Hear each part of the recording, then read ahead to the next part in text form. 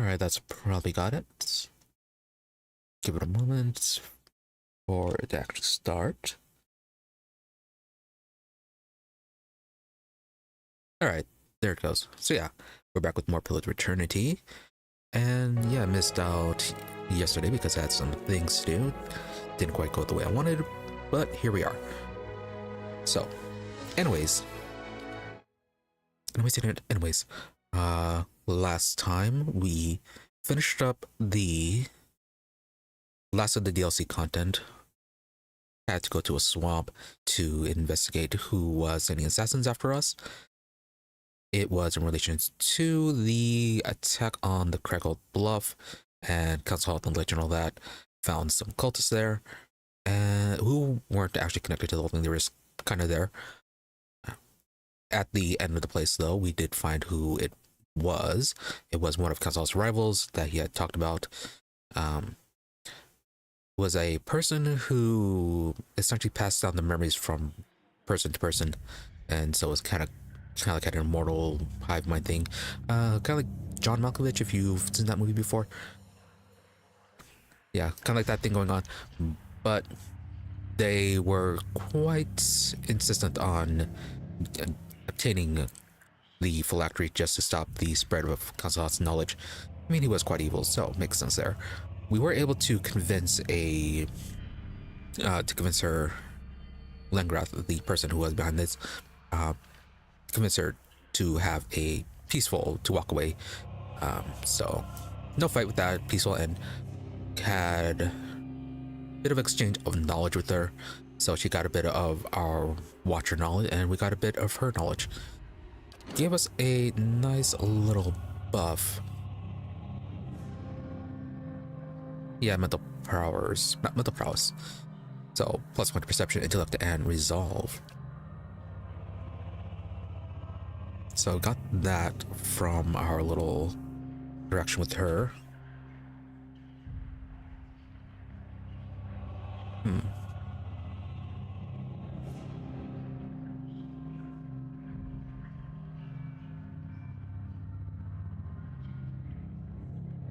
Right, so nothing changed there. Yeah, okay, nothing's been there.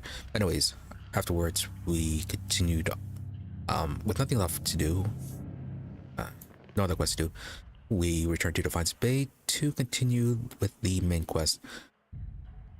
For one of the clues we had received previously, we suspected that the location would have been the Animancer's asylum, mental asylum, which ended up being the right choice. Found, didn't really have to infiltrate. We just asked for permission to investigate, and yeah, we found the Leaden Key member who was infiltrating this place, as well as a bit of what their actions were doing. For the reason why they were messing around with the Animancers was because they were once again messing around with the legacy and make sure Hollowborn children are actually being born. There was a particular researcher who may have found a solution or was on track to find it. We know that the Leaden Key spy sabotaged the research, and which eventually got him banned from experimentation, and then continued to mess around with them and sabotage further experiments from Animancers should they try to resolve the Hollowborn situation. We weren't able to capture him because he apparently had the ability to move his soul from bodies to bodies, and it seemed like he did escape.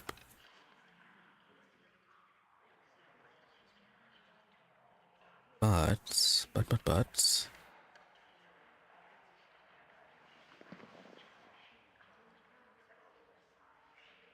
no, actually that is kind of it.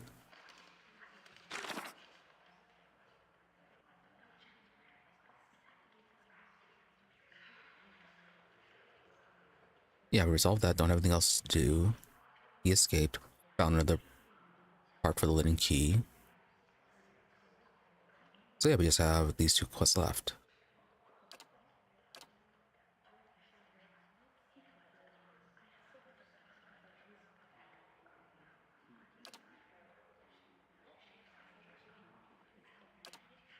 So yeah, we have the Heritage Hill, that tower that we found earlier.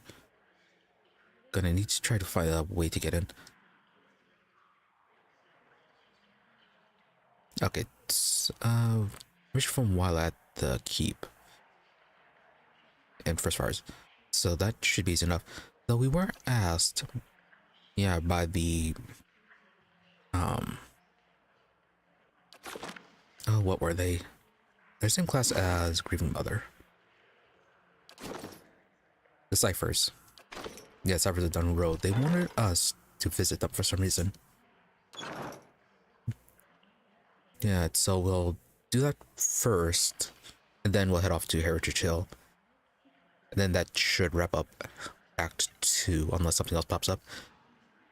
At which point, might jump right into the Act 3 content, or might go back to continue exploring the dungeon underneath the keep. And we never found the master under there, so still have that to resolve.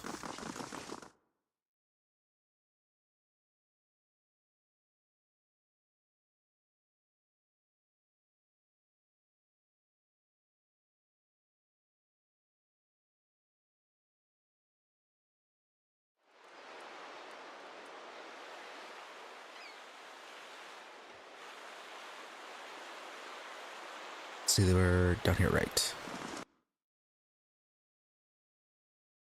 Oh, hey. More assassins.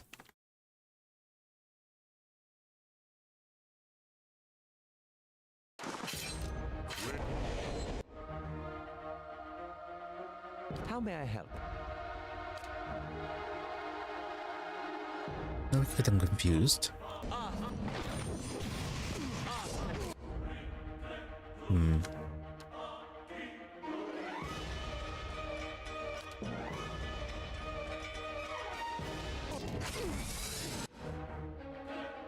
Alright, you guys can take care of that one.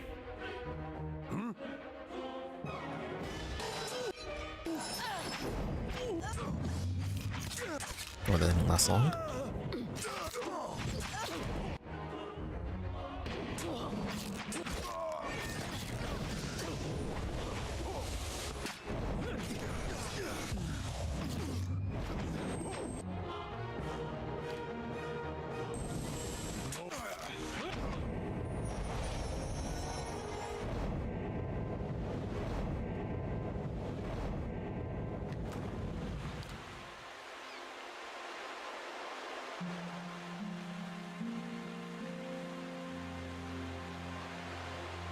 Yeah, same assassins as before.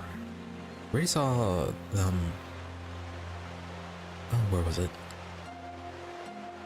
I think it was up in the center area when we were running around previously. Yeah, we encountered some assassins up there.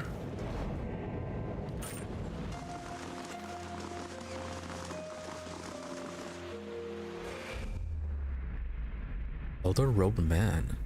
As you near the apparition, you're overcome suddenly by a powerful anxiety that sits like a stone in your stomach. The feeling is not quite real, the recollection of an emotion rather than the emotion itself. It wrenches your insides, nevertheless. The apparition's brow is intense, a look of concern plain across his face. The other missionaries say you have been neglectful of your duties. They lie. Deflect. They speak out of concern for you. Now tell me, is there something to their concerns? The apparition waves off your defense with its hands. The pain in your stomach deepens and you feel for a moment as though you're about to be sick. Your mouth has gone dry. Forgive me, Eminence. I wish to leave the order. Oh wow, why are you leaving? The man folds his fingers together and presses them to his mouth. Thoughtful. You have been an apt student, and your convictions have inspired those around you. May I ask what has changed to make you feel this way? The people pretend to convert, to commit unspeakable acts, sacrifices, mutilations. My family has not taken my new faith well, no longer speak to me. I've done something unforgivable. We were attacked on my last mission. Let's see how willing they are in dealing with horrible people. The people we intended to convert, they committed unspeakable acts, sacrifices, mutilations. The apparition exhales slowly, and his lips pressed together, a sympathetic rapport in its eyes. He places his hand on your shoulder. These are the ways of the heathen world. Surely the gods would do better to destroy us all and start anew.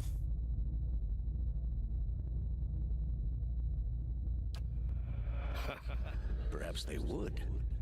It may come to that one day. This is why we must not fail.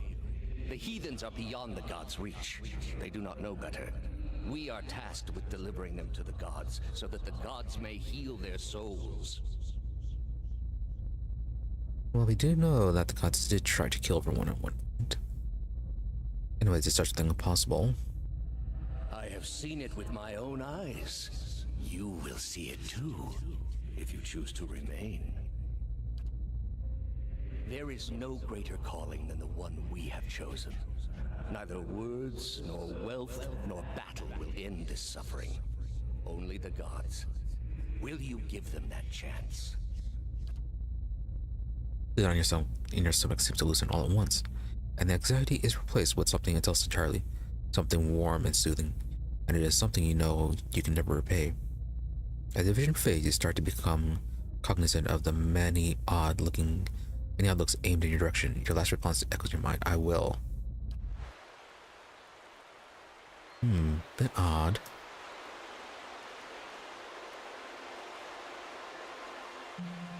Well, they are obviously quite faithful in why they are doing this. Yeah, we know from the other rune that they were very willing to give up their lives to ensure that the children are being hollowborn. I wonder if that old man has some sort of power to influence. Yeah, considering the people that they're trying to convert.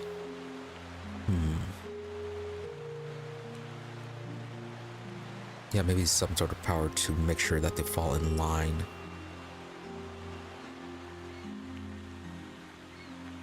They are kind of taking everyone. That would explain the general incompetence of some of their people. Like how Kana mentioned that one of their assassins apparently tripped and fell to their own death.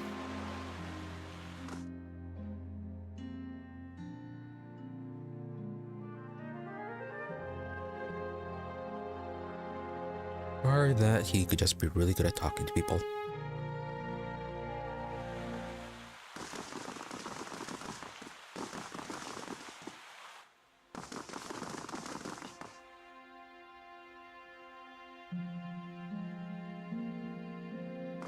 Hail, traveler. No, not you. I think we were told their boss was upstairs.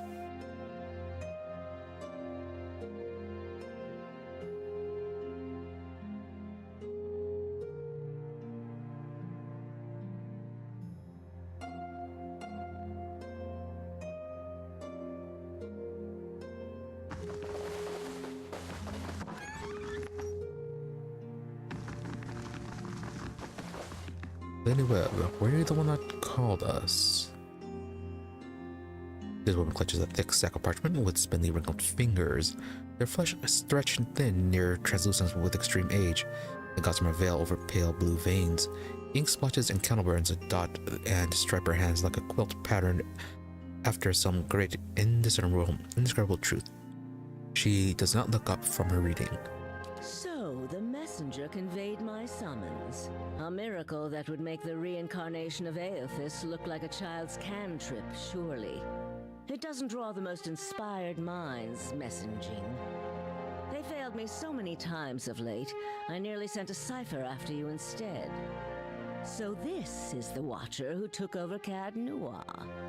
Oh, don't look so surprised. It isn't an attractive expression. I wouldn't be where I am for long if I let details like that escape me. And it's been so long I forgot how we were actually contacted.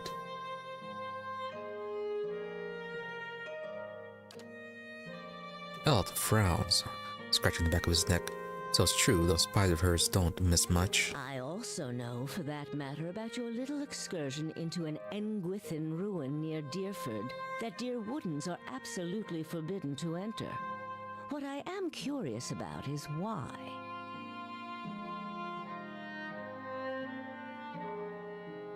Alright, from there I got confused. It was confused it with the first ruins, but no. No one should know about that one. Well, no, I suppose they could actually figure something out. We might have told people about that when we first arrived at the village. Second village, well, the second one a bit more obvious. This one I need to find investigating a strange group. Strange does not begin to describe them. The practices of the Leaden Key defy all reason. You're not the only one with an interest in their recent activities. I've lost 4 ciphers this year alone trying to get someone inside their ranks. As it is, we only have our suspicions about who is in the group and what they intend, which I suppose means we have much in common with them. I asked you here because I wanted to know what your interest was in all of this. I thought perhaps we might help each other. Why are you looking for the Leaden Key? You know, we keep on saying having the reason being because of our soul awaken, but we really haven't seen much effect on it aside from our watcher abilities.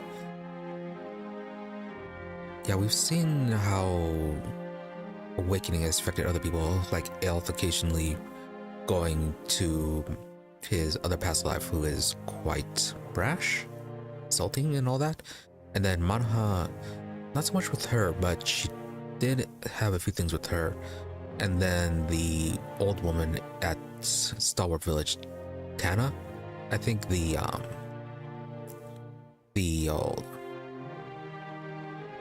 old woman used to run the mine when she got completely taken over by her past life after awakening and tried to attack us, as well as the old watcher in Kadnua.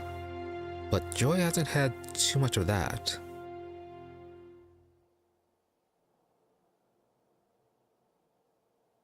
Yeah, so I'm not sure how much the awakening has actually affected her. But for now, let's be honest for the most part and try not to make it look like we are trying to be friendly with the Leaden Key. When the room has caused my soul to awaken, I need him to reverse it. She closes her eyes and the lids flicker. Then her face goes still and her mouth parts a little more than a sliver, and her hand briefly drops open, spilling some of her parchment onto the ground. The pages wafting around her legs like the leaves of a dying tree. Her fleshy eyelids peel back, and her gaze is immediately upon you. The gods are cruel, I'm afraid. The man you seek is Theos Ix Arcanon, Grand Master of the Leaden Key.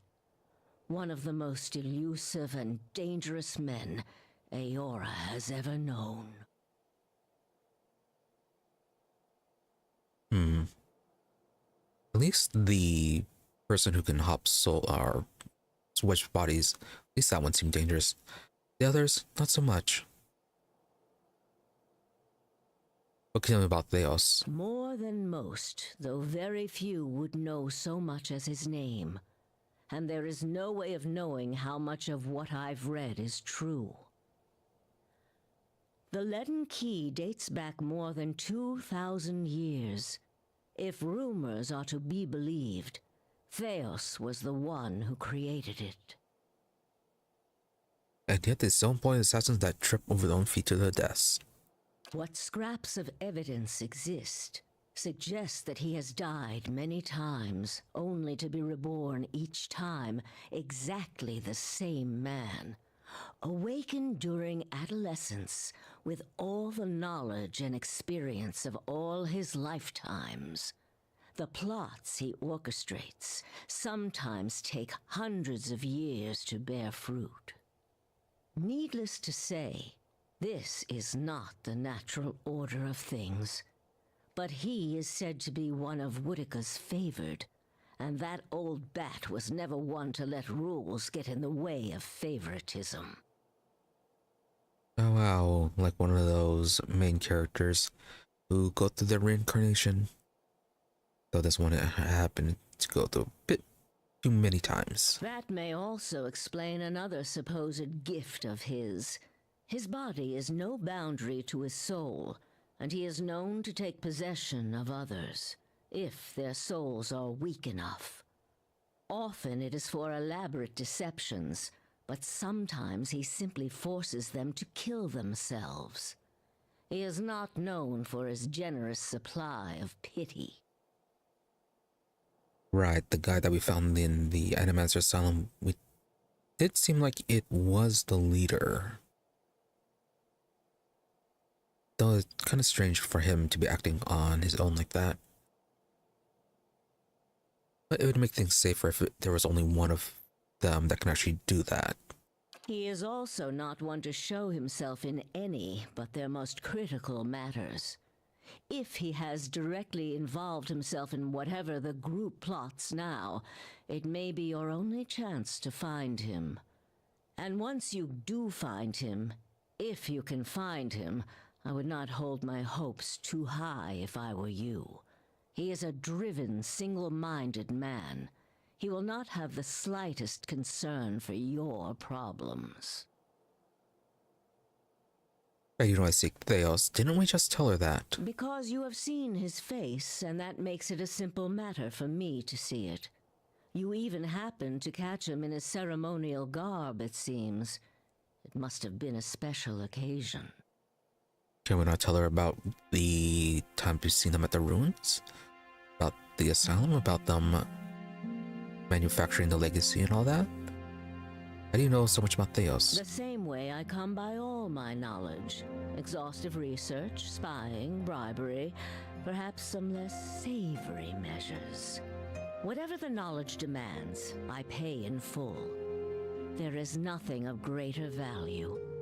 Unfortunately, with Theos, there is also nothing more scarce.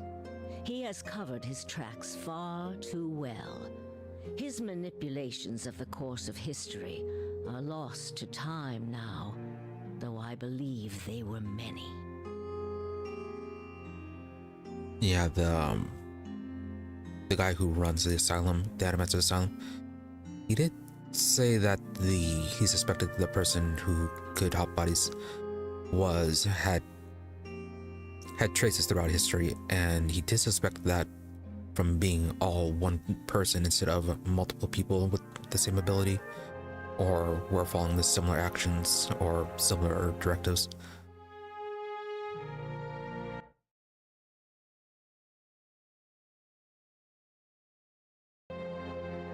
Now then, what else is there to know about the Leaden Key? Precious little, I'm afraid. You may know much of it already.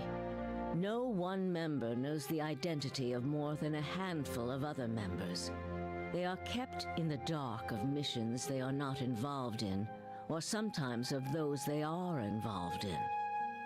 They exist to hide secrets they themselves don't know. If you can imagine how gullible someone must be for that to appeal. Can we not tell them about the gathering in the abandoned temple of Woodica? Despite that, they are very good at what they do, owing much to their founder, who will take matters into his own hands when necessary. And he does not fail. I mean, I guess they're good at being secretive, but not so much the assassination part, as evidenced by Constable being alive and the people that they've been sending us at the moment.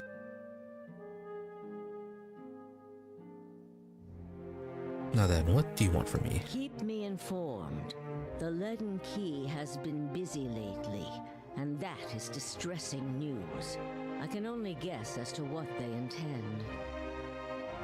You seem to have a knack for turning the stones they've crawled beneath. Keep turning them. Dunreed Row will not stop you. Okay, Dunreed, not Dunnard. Not even the same way. So can we tell them what we found at the moment? Whatever it is they're up to, figuring it out will be of great use to both of us. In your case, it will surely point you to Theos. In return, I will share our knowledge with you as we learn it, and provide you with what assistance I can. Alright, would probably best to be allied with them. I mean, with her information network, she might be able to connect us with people who maybe have the military power to fight against the Leaden Key if we absolutely need it. Alright, very well. If you find your trail has run cold, come to me with whatever you have. There is much I may be able to do for you. Okay, there's something I can tell you about the Leaden Key operations right now. Well, let's hear it. The Leaden Key is manipulating a group of with the machines that span the country, and it seems to be causing the Hollowborn epidemic. I had feared they might be involved in Widewind's legacy. It seemed too extreme even for them. How naive I've been. If we can learn more about their goals and methods, perhaps we can get the palace behind us. With Avar's support, we may be able to put a stop to this. Yeah, yet another reason why, well, explanation of why her connections would be important. Connection with the nobles would definitely be helpful. Found a Theos in Recapture Sanitarium. Impersonating a patient, he was trying to damage the public opinion of animancy. Forgive me, it is unlike Theos to leave witnesses. He must be furious. Well, he did try to turn all the patients against us, and we just did kill them all. Her eyebrows raised, two painted lines over barren, sloughing skin, her forehead alas wrinkles upon wrinkles. The corner of her mouth perks. He did not aid you as you'd hoped, I take it? Well, take heart. With any luck, when he has finished his business, he will surely come and find you again, if only to kill you while you sleep. This news of yours makes sense, of course. To dabble in animancy is to puzzle over the secrets of the gods. This would not be the Leaden Key's first action against it. But if this is connected to their other activities, we may be in for something on a much larger scale. I don't remember if it was in DLC or not, but there was also that one thing we found about the Hollowborn, where while the souls were removed, there's still some connection between the body and the removed soul. Maybe the Animancers had kept on looking, they might have been able to find that connection and trace it to wherever the souls are going. That isn't enough to take to the Duke, but we're close. Avar Wolfgren is a cautious man. He will want to know everything possible before being moved to action. Really? And that's not enough? The fact that the Leaden Key is causing the Hollowborn? Okay then. Maybe we need some actual tangible proof.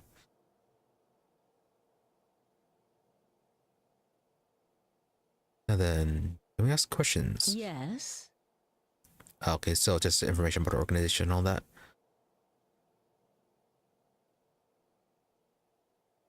Are you a psychic? If you are hoping I can look at your hand and tell you whom you should marry, you can just wipe that notion from your mind.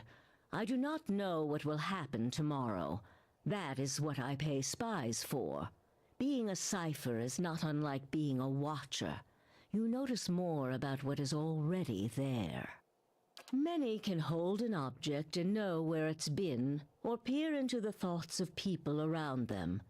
They can also sometimes affect those thoughts, but that would be unethical, of course. A tiny, talented few pick up so much about the world around them, they can get images of things to come, but these are fleeting and unreliable. Unethical. And no comments from grieving mother about that. Right, you said you don't know what will happen tomorrow. Who said I was talented? I don't. Least not that I can trust. And with me, it's only ever about one thing anyway. And what is A that? quiet day at home. Quiet days are nice. How old are you? That might be rude. So, is our Lord Webb? You single? There was. What happened to him? He believed in dying with dignity. He was old-fashioned that way, my husband. We saw the world very differently, he and I. But he was good to me while he lasted. Okay, so it's prying into her past. Really nice that she is voice acted. How'd you come to be here? Me? I started this place in a different time under a different Duke. I impressed the Duke with my research and my work ethic, and he became possessed of the notion that I would be ideal to lead a secret network of gifted investigators. I don't know how such an idea got into his head. Yep, that would have been unethical to insinuate anything else. Tell me more about Dunnard Row. All the things there are to know in this world, and you ask me about work. Deerwood is a rebel country. Conflict is in its blood. If you think a few guards posted in our cities keep chaos at bay, you are very new to town indeed. We are Deerwood's cipher investigators, of course. But what we really are is its last barrier against anarchy. People are more at ease when they believe they are watched over by someone more enlightened than they are. It pacifies them. So that is the image we foster. That or they get extremely paranoid and angry that they're being watched at all. And then they go and make sure people are watching them anyways. And we do try to be enlightened for their sake. The knowledge we gather here is Deerwood's standing army in many ways. We learn what's vital and we act on it while Deerwood sleeps, blissfully unaware of the terrifying truths all around them. I wish I could tell people the things I know sometimes, but the truth is I don't think many of them could bear it. So, how old are you? She... Oh, no dialogue here. She gives a half-hearted gasp and covers her mouth with her fingers. You wicked woman, where are your manners? Were you raised without a shred of decency? I lost count ages ago. Such a strange thing to celebrate, getting closer to death. Oh, I've had my share of work done to prolong my existence, if that's what you're wondering. I'm not ashamed of it. I'm not done here. There are things I still wish to learn. And I'll be the effigy if I let Bereth carry me off before I'm through. There was a time when I considered enlisting the theorems of Pondgrum to extend my life indefinitely. I found the thought of devouring my political enemies to sustain my own life greatly appealing. I must have gone soft with age. Yep, consuming people just to extend your own life. Definitely going soft. She can also transfer her essence into a statue, kind of like the manager of the Animaster Solomon, or the our throne back at the stronghold. She could always gone something like that, made herself a statue.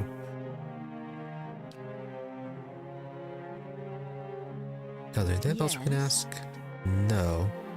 And nothing from Grieving Mother either, considering that they are Sapphires too. Try your best not to die out there. That's okay, we have the power to reload.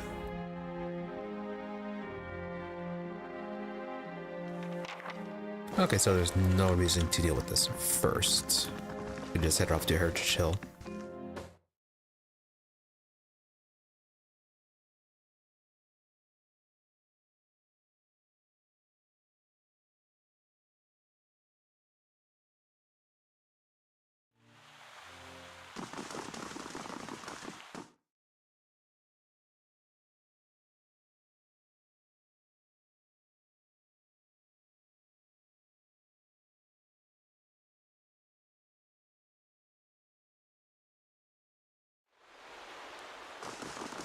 Still no idea what this was about.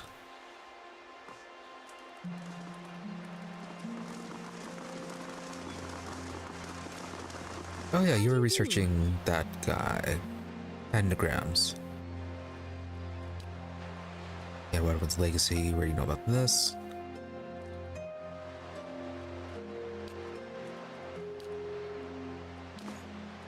Yeah, so nothing new with you researching the whole stealing a person's soul and so on, all that to prolong your life. No, I think the journal said that there was someone in the first fires we had to talk to.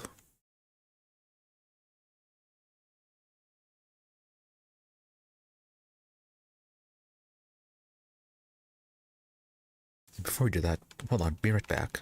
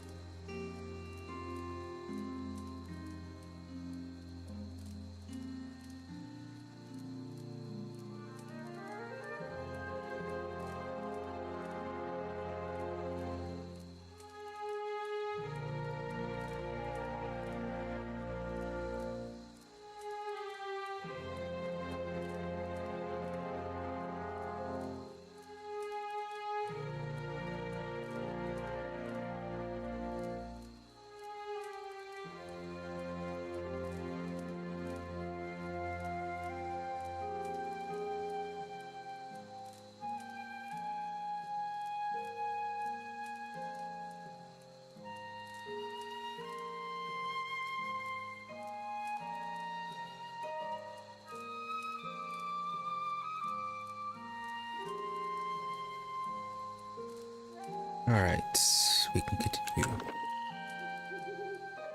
So, who are you supposed to be talking to?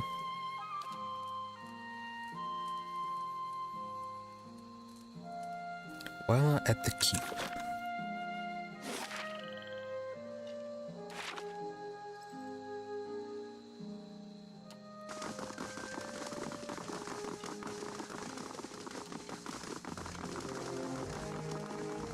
Let's see, everyone's a bit injured, but nothing too serious. Haven't used any of our cooldowns.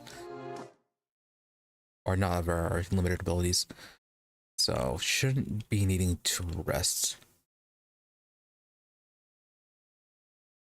And that is a bunch of undead, might be able to just radiance them all to death. Or back to death.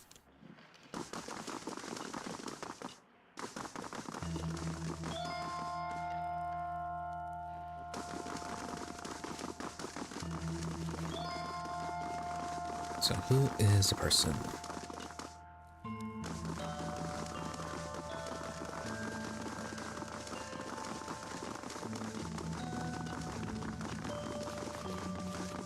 No?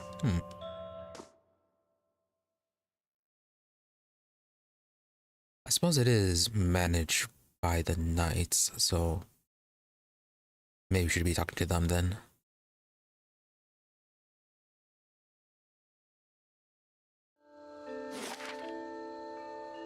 Yeah, Crucible Keep, not the palace. Oh, we split up.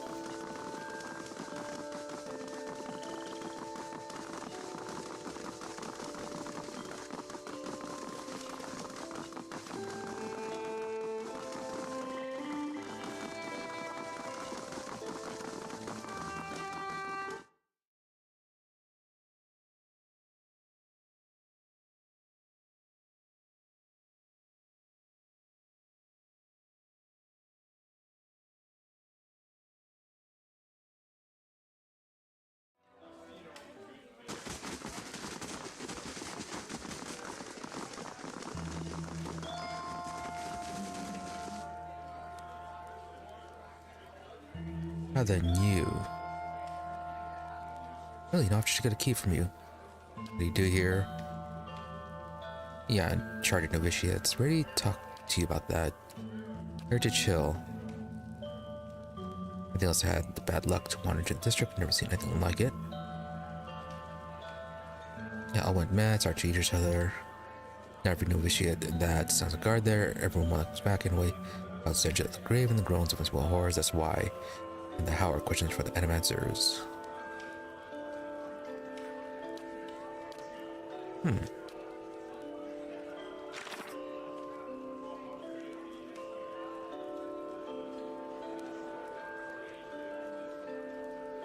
Oh, that's just to gain entrance to the area.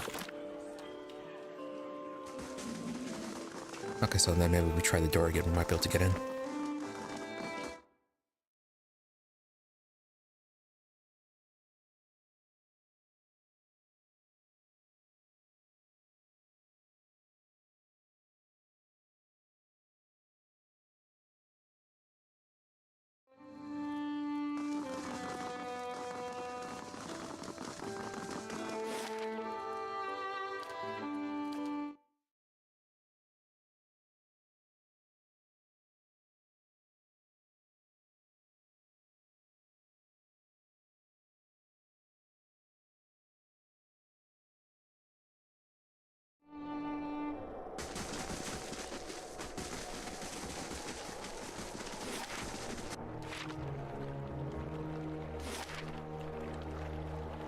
This large, mysterious tower in the graveyard.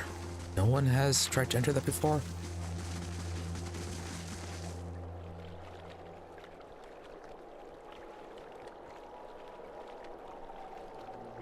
The massive stone door to the tower is sealed, and there doesn't appear to be any way of opening it. Speak the words you learned from the key acolyte. You hear rumbles of chains clank from hidden tumblers as the door unlocks. Yeah, you'd think there'd be more people curious about what's going on here.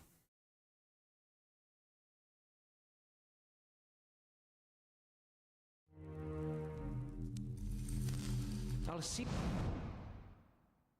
Right, just some ghouls. See what I can find. Oh, level up.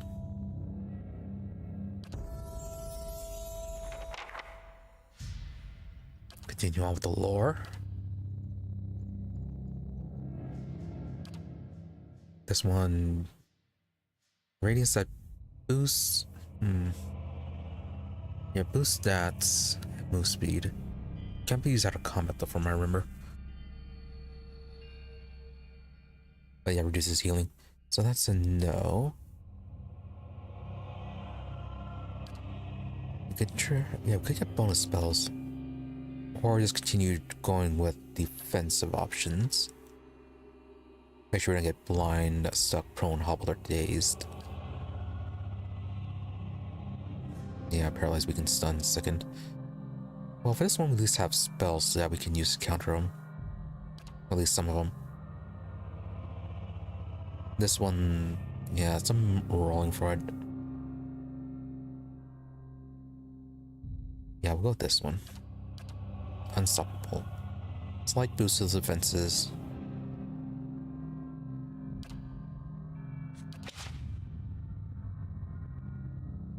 No new spells. Yes.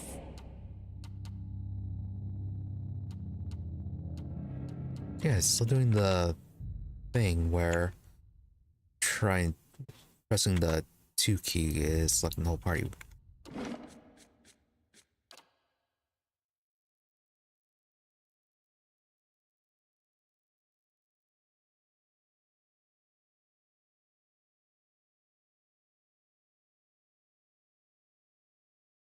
Yeah, select all.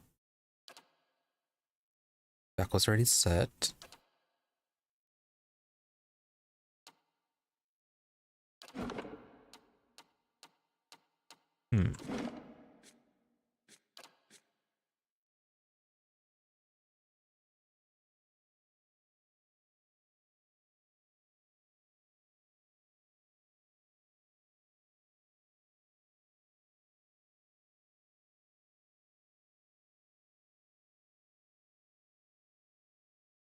And you know, looking at this reminds me that there was something I was supposed to be looking up for Wormworld, but I completely forgot to do it.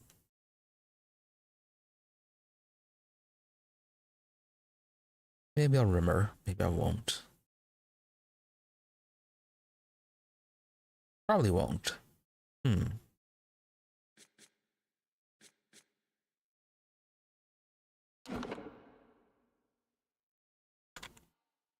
I guess will have to be like that for a while. Ghouls, Dark Ghouls, and Skeletal Wizard. Wizard might be, yeah, Wizard's slightly more of a problem.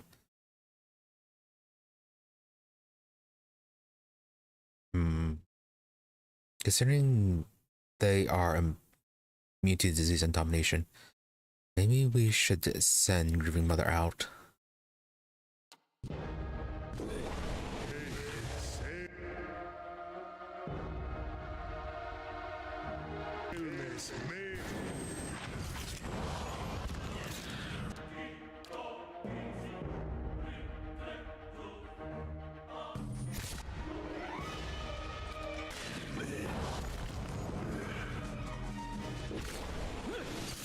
That's it!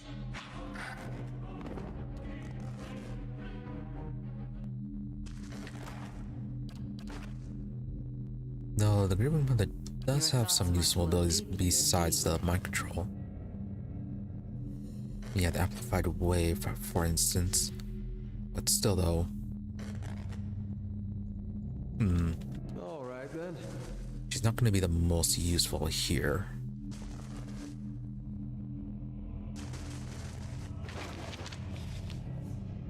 Crumpled page from Aldhelm's journal. Day 7, a week of study, and we're still none the wiser about this device. Trindig remains optimistic. I don't know what I'd do without his spirit. Trindig's letter. Dearest mother and father, you will be pleased to hear that I've learned much already since coming to the city. There are many incredible ruins, and Master Greg has allowed me to accompany him on a number of expeditions. I'm writing to you from inside an ancient Engwithan tower. There's an entire district built up around it, but the locals have mostly left the tower untouched. They have let us set up temporary living quarters here so our work can continue uninterrupted. It is an unsettling place at times, but Master Greg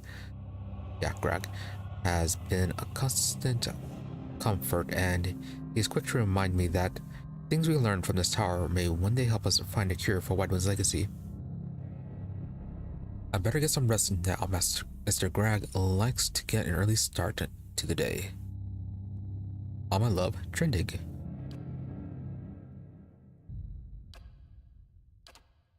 Well, if we would have a clue to resolving the legacy, then that would be a different reason for letting Key to be involved.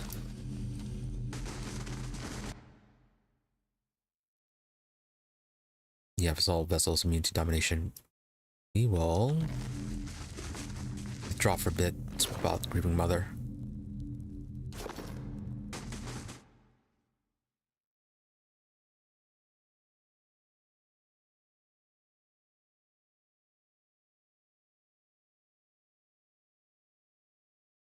Could try bringing Zawa.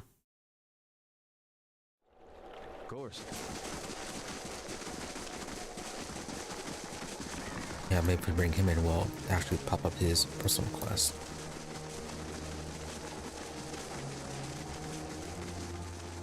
Or we can bring in Pallegina or Sagani.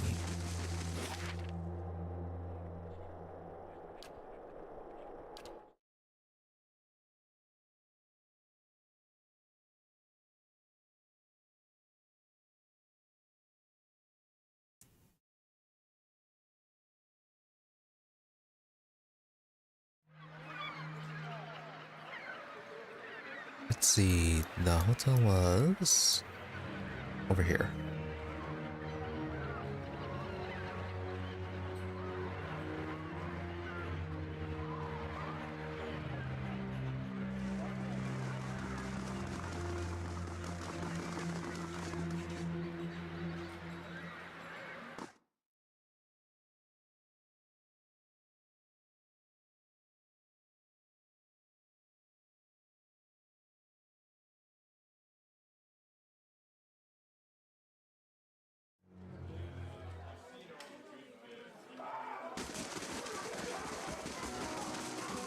You do have a bartender here, right? Yeah, you do.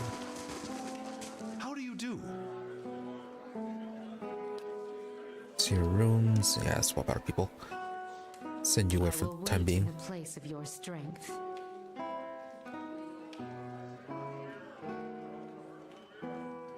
Pallegina, I haven't brought her out in a while.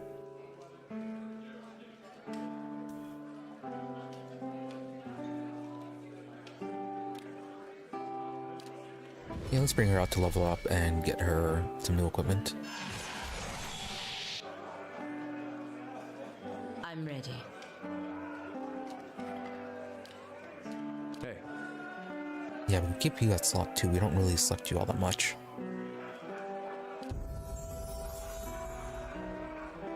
Now then, as for you... yeah, I'll just give you a bit of stealth. Keep on going with athletics for you then.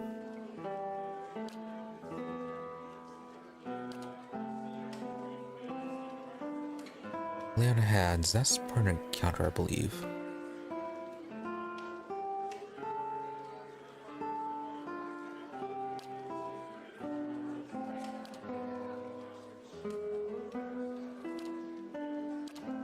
More athletics, inspiring triumph, the passive.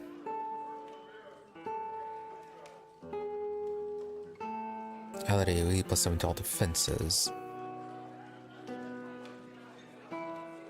Inspires allies in the vicinity when the paladin downs an enemy. Okay.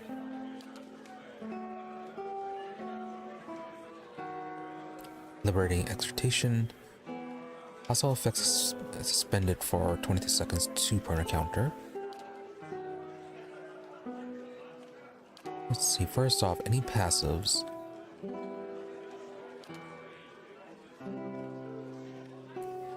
These charmed and dominant characters have severe aggressive penalties when attacking the paladin. Additionally, the paladin attacks against such characters do minimal damage and always end the effect.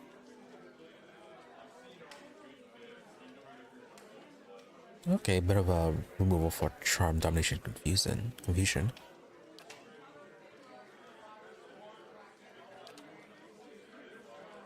Okay, that's a mode.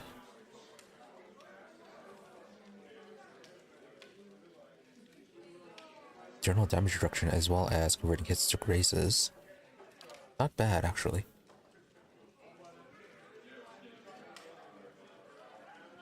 See, when you attack the same foe, 10 accuracy granted. Righteous Soul, another passive. Defense against poison, disease, as well as charm and domination, and frightened and terrified effects.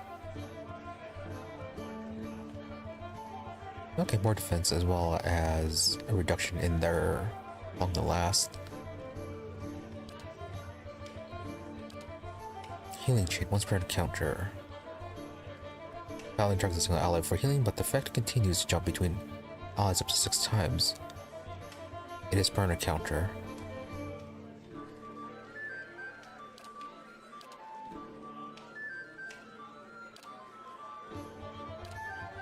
Then we can get the Pure Soul next time around.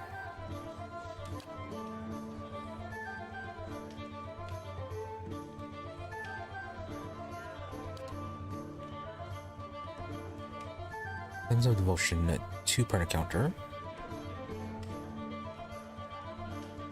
Modifies Flames of Devotion allied AoEs, 20% attack speed. No, allied AoE, plus 20% attack speed in general for 6.9 seconds.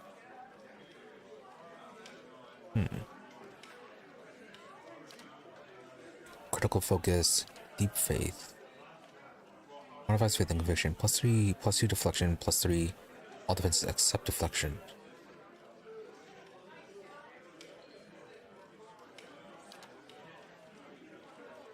Critical Focus is mode.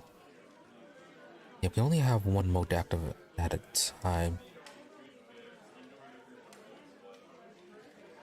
Let's get Vialo Vidorio.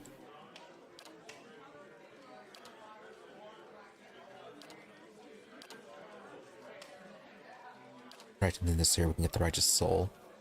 Defense against Charmed or lessen its duration.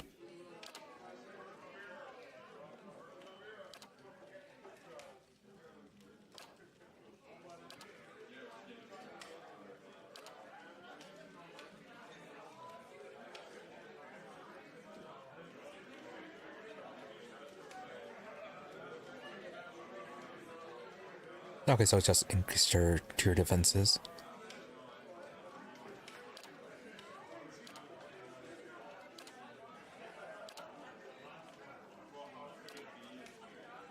Sacred Immolation once per encounter. Self 5 raw damage. Exchange burden damage to foes. And then some healing on allies.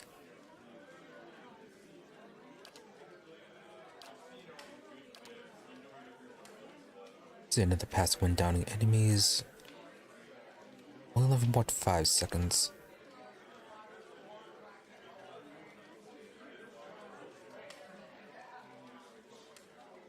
Oh, okay, that's only target for a single ally.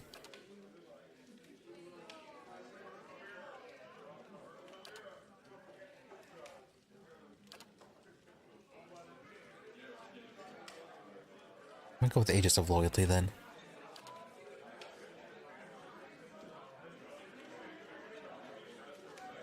Yeah, a single ally boosts their deflection. Another mode.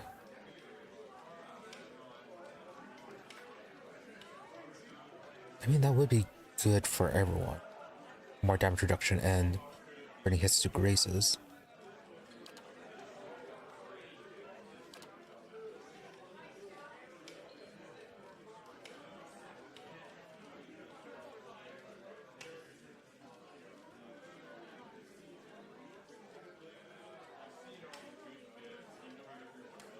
Oh, interesting.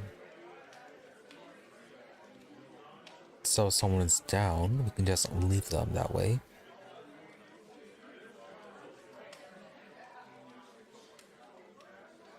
Yeah, and then the foes lose 8 damage reduction and attack speed.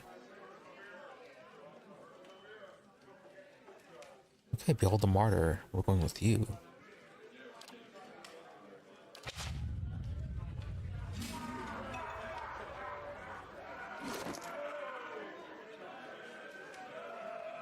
And then you're currently using two-handed weapons.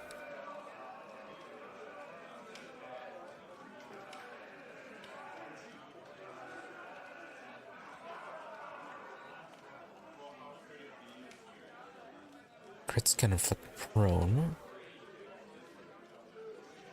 Right, you're using this one, Great Sleeper, that can inflict Evoke Vessel on hits, 5% chance, Windstone, 5%. Then Slow Spirits, DR Bypass, 10% chance to paralyze, okay. What's so special about Justice then? Slash and crush damage, otherwise not too much going on with that one then.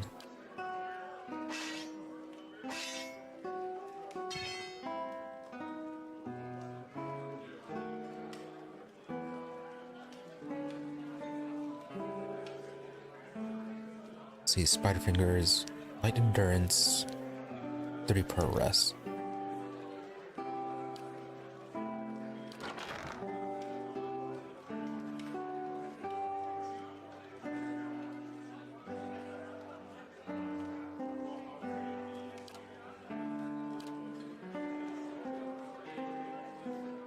Fine Arbalist, what do you have for... Okay, fine level crossbow.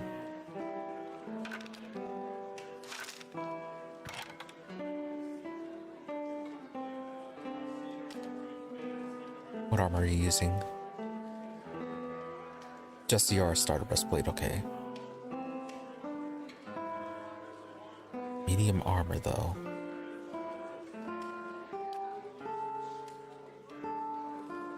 Which we may not have much of.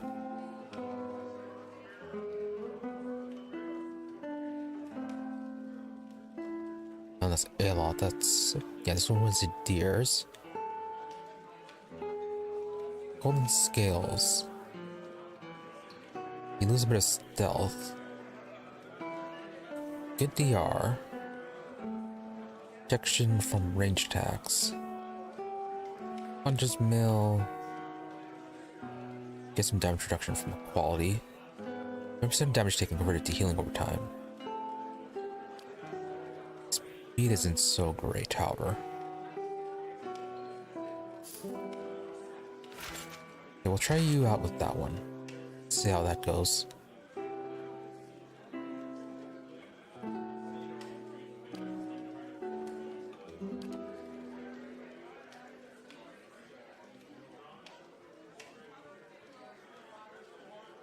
More armor speed penalty, so that's no.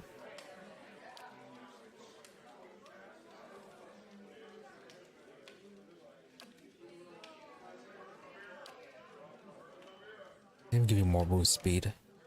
In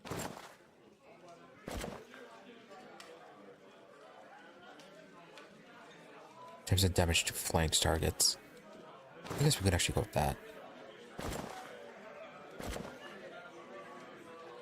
Mag Focus Skull, unbending when endurance drops below 50% once per encounter. 50% of damage taken converted to healing over time. Don't really have something. Yeah, and then 20% from your armor, so up to 70% damage. Yeah, if we could find something for an additional 30.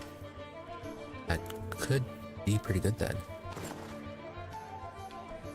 Oh, right, but you're godlike, so you can't wear helmets.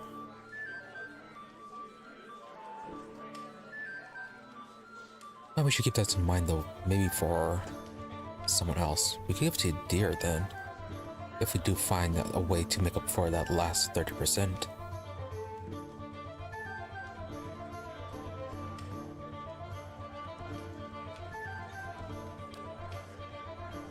For you, I guess maybe we could just give you more might.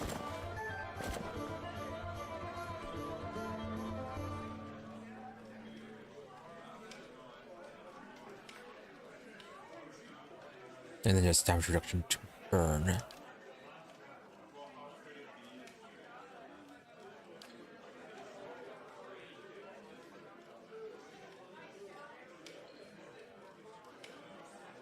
Oh, I could just give you constant recovery. Well, it says it modifies constant recovery. So maybe you actually need that skill in the first place.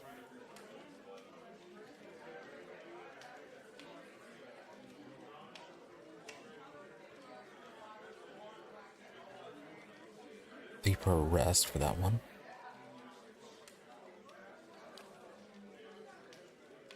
Give me spell defense.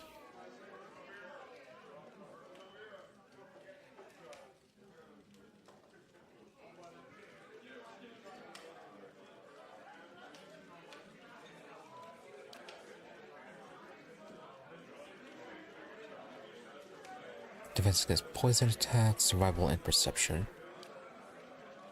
You already have some defense against poison. I think we gave you one of those skills.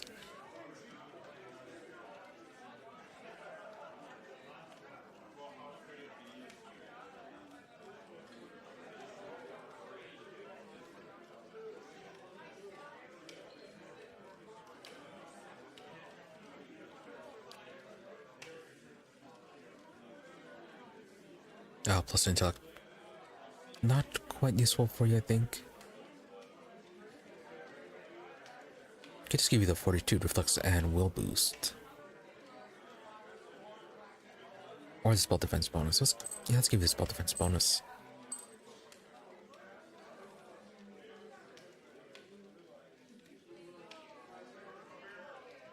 Defense while stunned, defense while prone.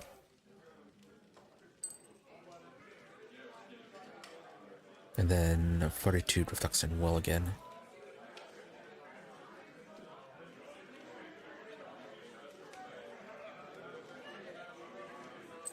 Yeah, this one is higher quality.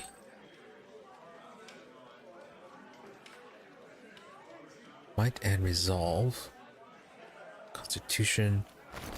I'm gonna boost our Constitution.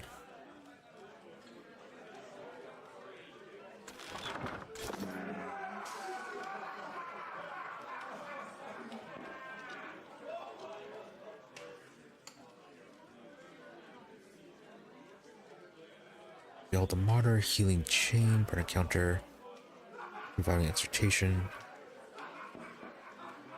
Second Wind, Devotion, a counter, Dead Hands, a counter, Sworn Enemy, a counter.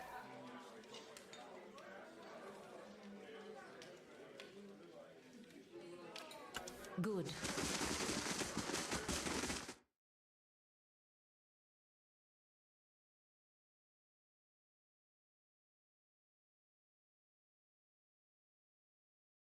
Right, I'm gonna try the Alpine Dragon fight again sometime.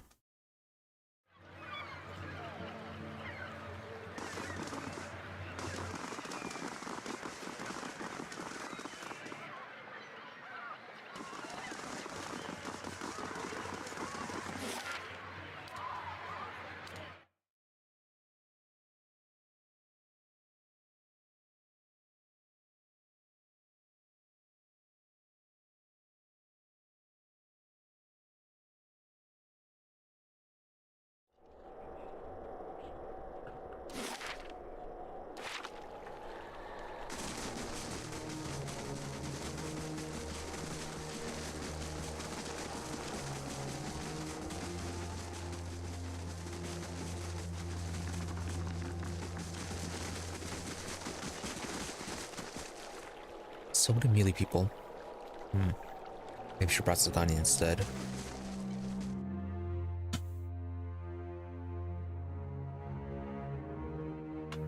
See how well this ends up going. If it ends up being too crowded, we'll swap out maybe a deer for our Sagani.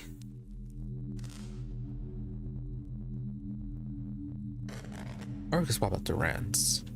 No, not Durants. Kana, perhaps? Oh, and also...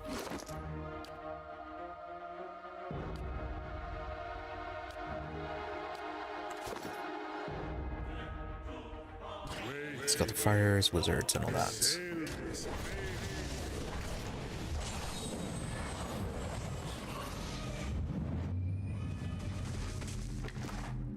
Also the fact that we might just be playing too high level for this area.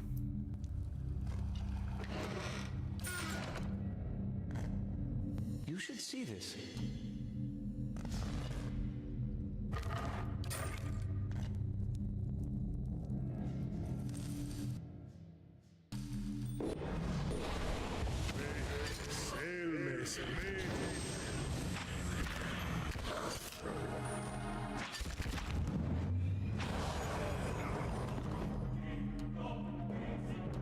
Margaret's fire casts light in dark places. At the note, day 2. We've completed our measurements on the machine, thanks to Trindic's youthful agility. Further examination is required to discover its intended use. And then Psalm to Waraka.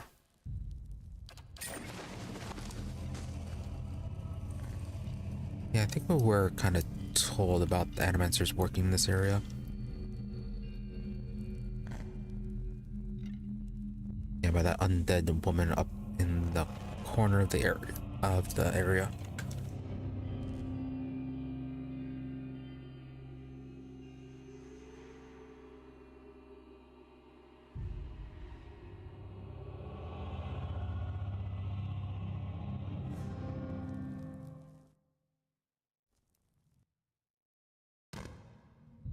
More dark goals. Alright, was that what you discovered?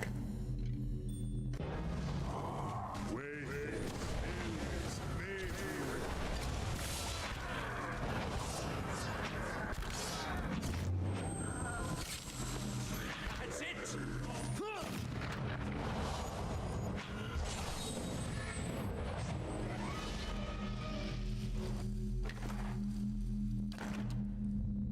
Margaret's fire casts light in dark places.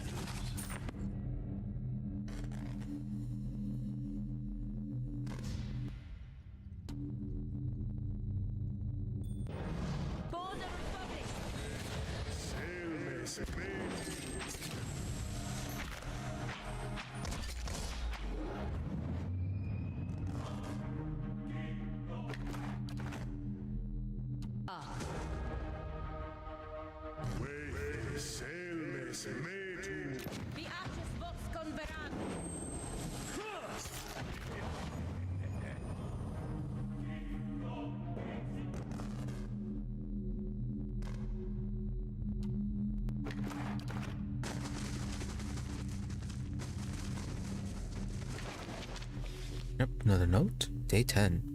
Agents are growing patient with the lack of quantifiable results. They should drag themselves out of the mansion and spend a few nights here if they think it's so easy.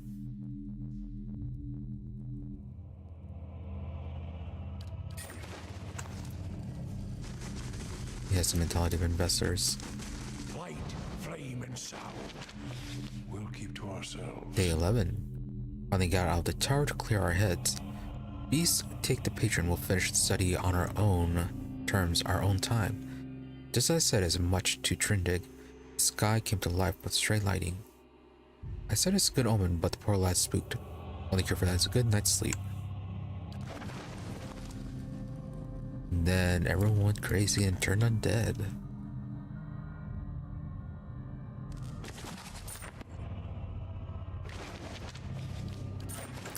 This place was fairly nicely furnished. Nice and quiet. Although, you know, considering the machinery here, it may be similar to the ones in the ruins. And that could have been another reason why the London Key had interest in this place.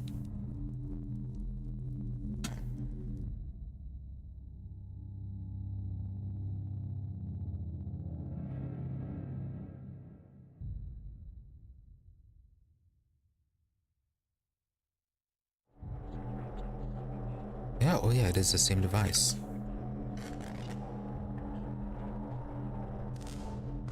Let's try this configuration. Still nothing. Confounded device. Alright, who are you? Aldahelm. Aldahelm. I'm to Trindig.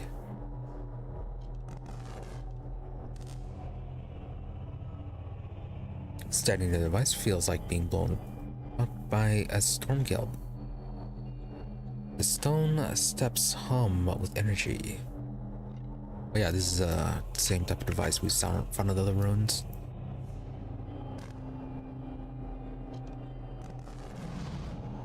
A man hunches over the strange mechanism, his spine a sharp ridge rising from his arched back. He's barely clothed in filthy rags, and the patches of skin you see are mottled green. A small stench emanates from him. He's so intent on his work that he doesn't notice you until your shadow falls over him. When he turns and sees you, he snarls and scuttles behind the pedestal. Only his bare teeth seem to have escaped decay. His eyes are yellow and bloodshot, but they flicker with indulgence. He averts his gaze and holds a hand in front of his face. Is he undead too? Shouldn't be here. What do you want? Right, what happened here? That's what I'm trying to figure out. So they caused an accident and he's, trying to fix it? He hisses. He smashes a fist into the outer pillar. His hand makes a crunching noise but doesn't bleed. Forgive me. Forgive me. He covers his face with his other hand. Oh, did he eat his assistant? Research. We came to do research on the tower. Some commission from gods. It hardly matters now. Yeah, the intelligent zombie lady that we found. She said that she was able to maintain her intelligence by eating. He might have done the same thing.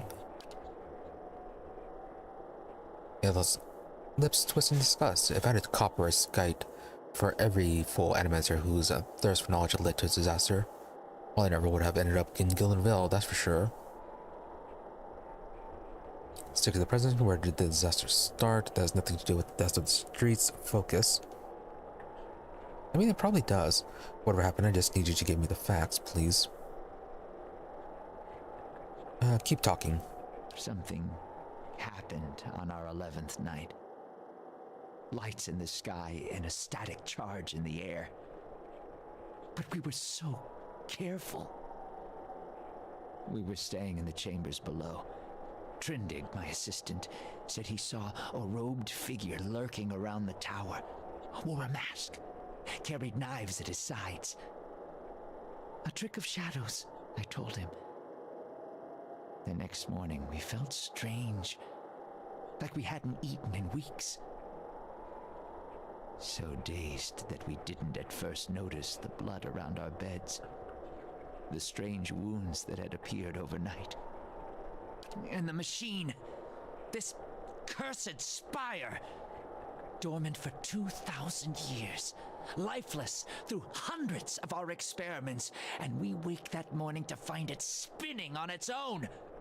On its own! How can we stop what we couldn't start?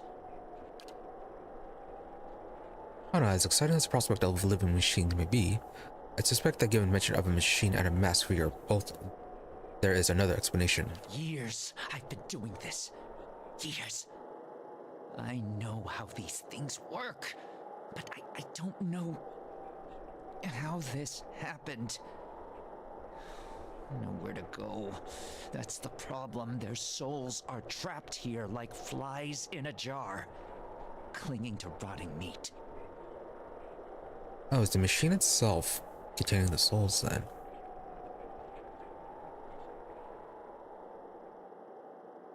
You just seem like you know a thing or two about flies, get to the point fast. No, slow down. What does the machine have to do with souls? No time to slow down. But I can explain. Hold a magnet over iron splinters and they stick, yes? Rub your hand over weir wool and the hair of your head will follow it.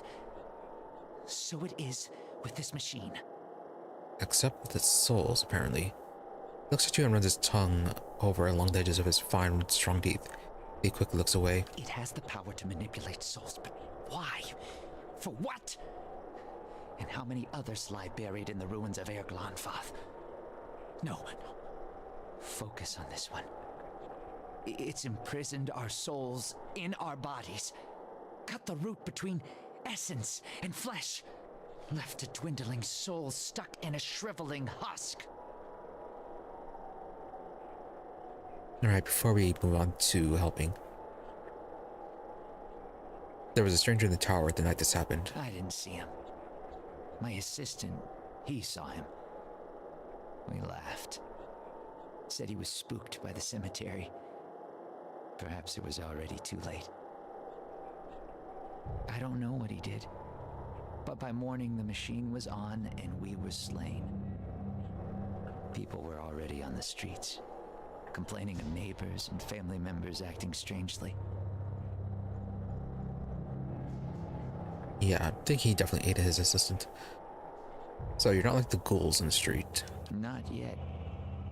But I will be. My body is dead. My soul, imprisoned in this corpse, only makes it seem otherwise. And as the body decays, so does the mind. Until nothing is left but the hunger. The only way to forestall the process is through a regular infusion of essence. Living flesh is the only ready supply. I'm not proud of any of it. Hunting men and women in the early days of the affliction. Picking off soldiers that came to investigate. But I'd do it again. I'll do it as long as I must to end this disaster. You could help. Help me end this. Help me find sustenance. Right, so he wants us to feed him. Yeah, so not actually helping with this, but just helping him personally. So what happened to the rest of your team, aside from eating them? By the time I realized what had happened, the district had already been sealed. So we fed when we needed, and locked ourselves in the tower to work. And then there came a time when the hunger struck, when there was hardly anyone left. Right, so mini zombie apocalypse in this district. Now then, how can we help? I'm assuming that you're just gonna say to kill one of our party members and feed it to them, right? Not your help I need. It's Harridan Shrew squanders her research on frivolities, then refuses to make herself useful. Runes. The runes are the last part of the puzzle. Acantha knows them. She gives them to you, and you can turn the machine off. Release our souls. Wait, runes. And within runes, she can read them. Speaks of this feed so blandly. Let's not consider to this Harridan joy. I'd pick her thoughts a time. She wasn't here the night the machine came on, staying with the patron somewhere near. Too good to be burned with our ignorant company.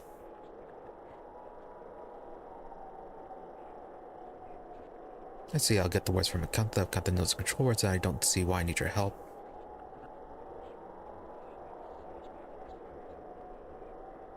Oh, Acantha, she was the one in the house, I think. Alright, let's get the words from her. Yes. Acantha. She was here. In the district. Probably here still. Always prepared. Clever lady, that one. And perhaps you bring me something. Something to keep me sharp. Then I show you a secret about the machine. Something to make you strong. This is an Animator's natural state, Watcher. Never has he respected the sanctity of the god's creation. Only now he no longer has the cunning to hide it. He will put down like a sick animal, although not without first putting his spirit to the flames test.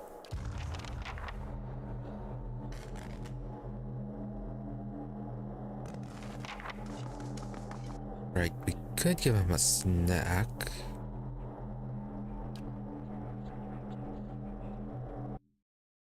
Yeah, there was that one child we sent away, so I guess that's no longer an option.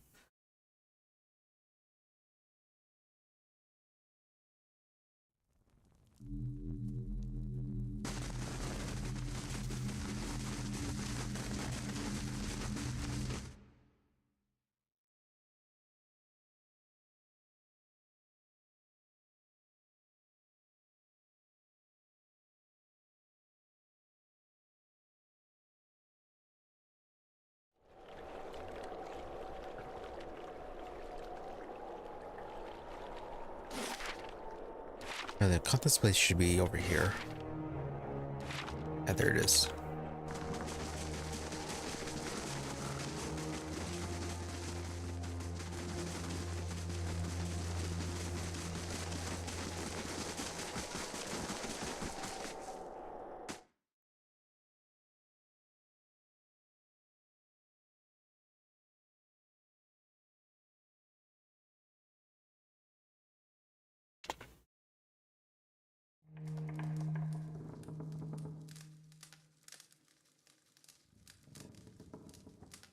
Now then, you. You return. What if you come seeking this time? I need the words operating with the machine in the tower. I saw you in a vision. There's something you need to do for me. Really? She's working with Len and Key.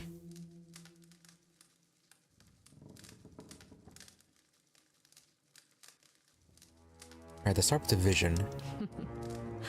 Believe me, I've heard that line before. It's rude to stare, you know. Don't worry.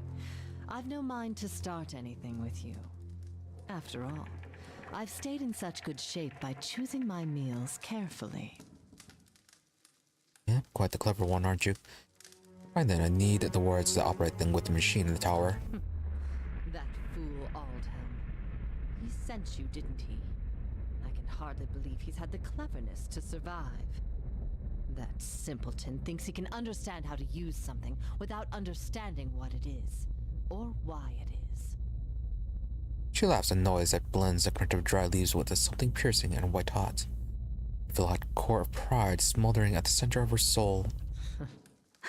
He dabbles with ancient and powerful devices, with all the finesse of a blacksmith. He sends you here to petition me for aid after years of disparaging my research. I'll bet he didn't even tell you the tower's name, did he? That's his problem. Always looking for solutions without caring for meaning. I'm here to chill are bigger than your rivalry, Kanta. Yeah, she really doesn't care about that. She has her snack pile in here. Humble Aldhelm, now by demonstrating the value of research. Tell me the tower's name. That one's too demanding. Yeah, Humble Aldhelm.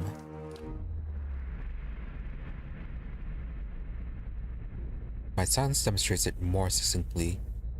The words fan the strange coals at the center of a soul.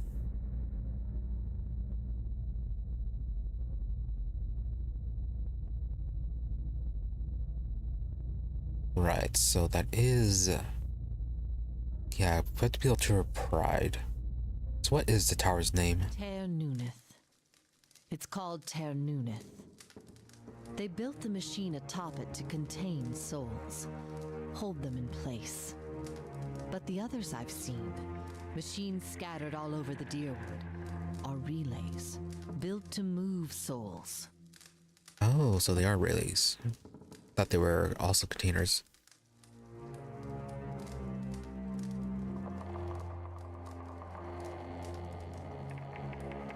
Where with them the souls? You seem to know a lot about Tir Noeth. I read the runes like a journal. I understand their meaning. People like Aldhelm try to read them like instructions, and in so doing, they miss their true meaning completely.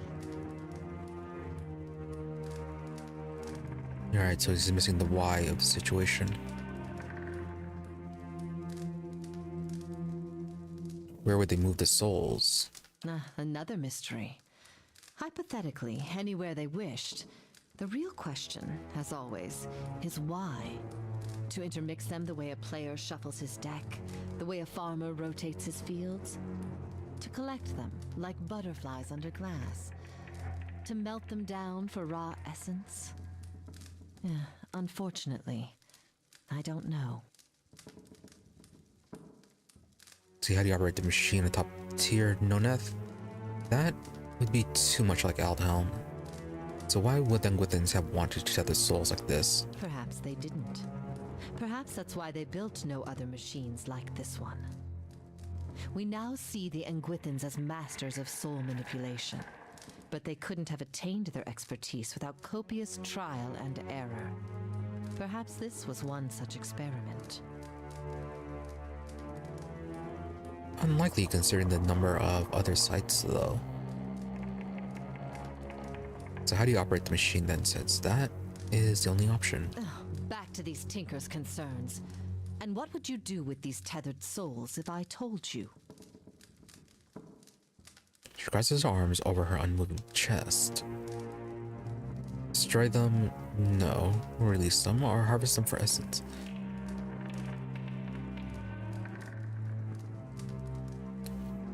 I feel like Kantha would go for either the harvest for essence or destroy them. I don't know yet, feels like it might be too ignorant for her.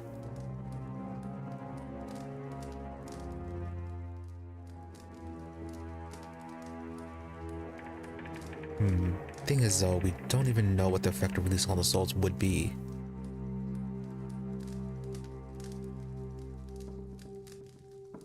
Yeah, I don't quite know yet.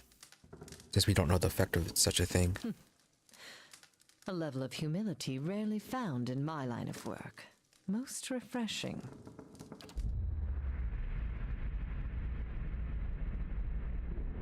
I could help you, but I won't. Pride lodged in her soul flares up, twisting into the shape of something that writhes and squeals within her.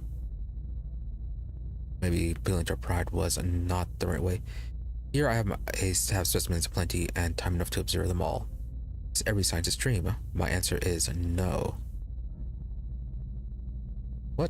What good is observing all this if you're going to hoard it for yourself? Tell her, Joy, an entire language at your fingertips, and she hides it away. The fate of the trapped souls is more important. You're dead, what does it? Why does any of this matter? Extinguish her pride.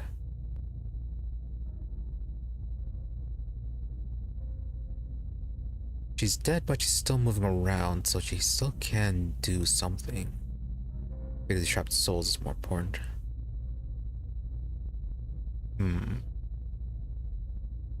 Yeah, directly extinguish her pride. That might be overly manipulative. Guess we could try appealing to her. Because my research will outlive me, I'll have time and opportunity enough to accomplish more than any animancer in the history of the field.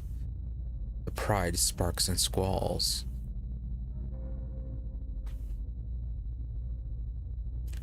And who will know about it? The pride thing flickers as the flames around it abate.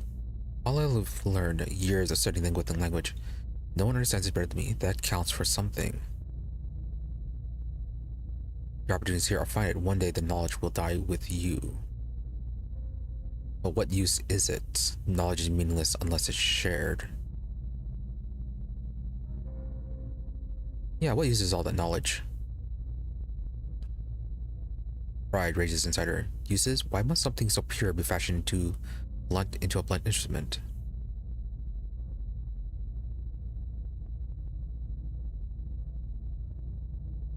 But if knowledge has no purpose, why...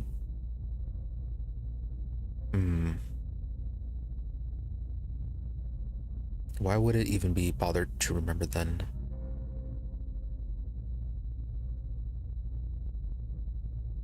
Your opportunities here are finite. One day, the knowledge will die with you. I mean, she is semi-immortal. Knowledge is meaningless unless it's shared. A foolish and false sentiment. Knowledge is meaning. It needs no external purpose. Pride smolders still. Your opportunities here are finite. One day, the knowledge will die with you. The pride hisses and sputters. It's little more than embers now. You're wrong. But there's no conviction in her voice. I'll build it forever. I'll cling to it. That will give me something. Will that really be enough for you? Teach me what you know. I'll make sure that it grows and your legacy lives on.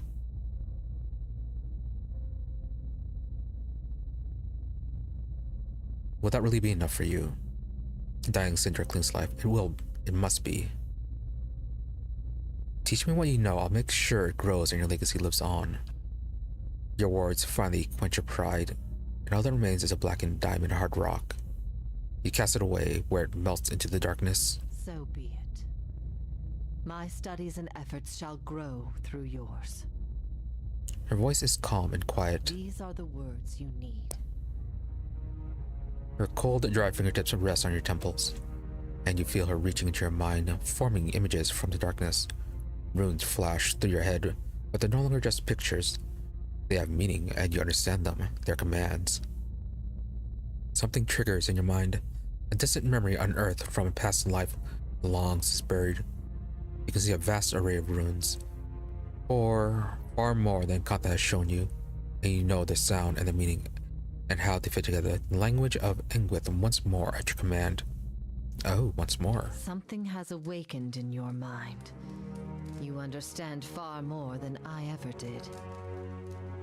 Take this knowledge then, and do what you will with Ter Nunith. Now that you understand its purpose, it will serve you in whatever way you wish. Kana, a speaker of the tongues now. And so she surpasses 100 frustrated scholars in a matter of a few moments. I don't suppose you could look at a few books for me. Yes, of course he'd ask that. Don't understand why the Gwitins would build a machine that tethers souls. Remind me, why do you know so much about the tower? You said other towers around the Gerwood construction with souls. Why would the Gwitins have wanted to do that? What to do with the tower now that I know these words? I guess that'd be kind of whatever we want. So yeah, I still don't understand why the Gwitins want to build a machine that tethers souls. Perhaps they didn't, perhaps that's why they built another machine like this one. Yeah, already covered that.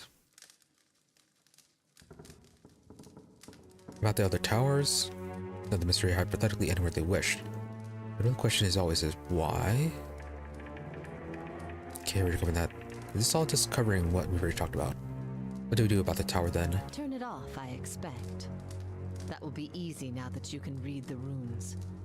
The vessels would still roam, but striking them down would return their essence to the cycle. But be careful.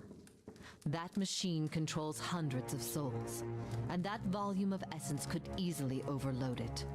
Improperly channeling the essence would destroy the machine along with the souls. It would be a terrible loss for posterity. We should destroy the machine. It doesn't matter if the souls inside belong to the wheel or oblivion. Lives over, dead is dead.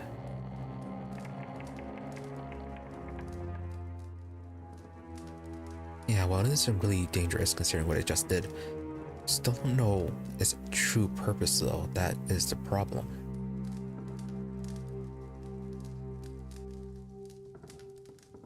Like, also, if it can be used to control the movement of souls, you might be able to pull the souls from wherever the Lennon Key had been moving them.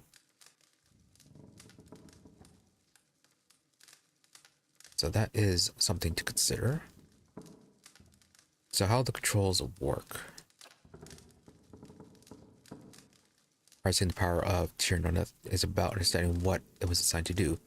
You know the words and the meanings, you can speak to them and the tower shall obey. Alright, so nothing else.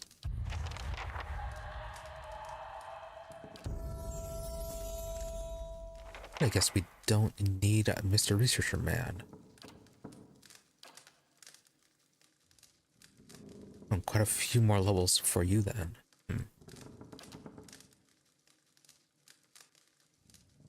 Boil the flesh from skin to bone.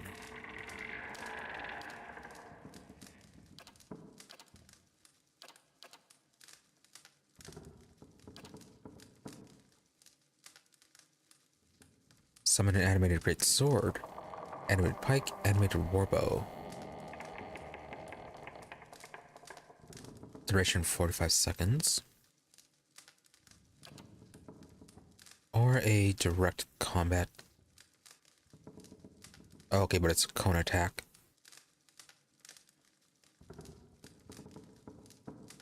So raw damage as well as corrode. Would be nice, but yeah, Kana isn't a frontline fighter, he's range. So stick with the summoning.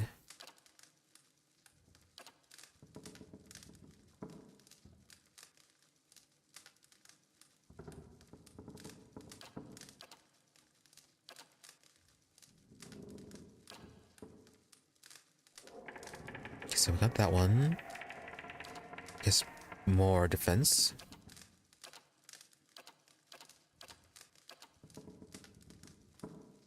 Defense against blind, stuck, prone, help, and dazed attacks.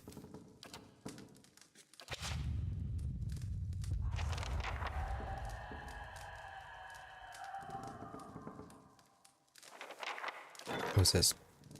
Oh no. The mission Harabius was on is done. Got a... Having to read. The immunity is second and irritating. Alright, outright immunity is not bad.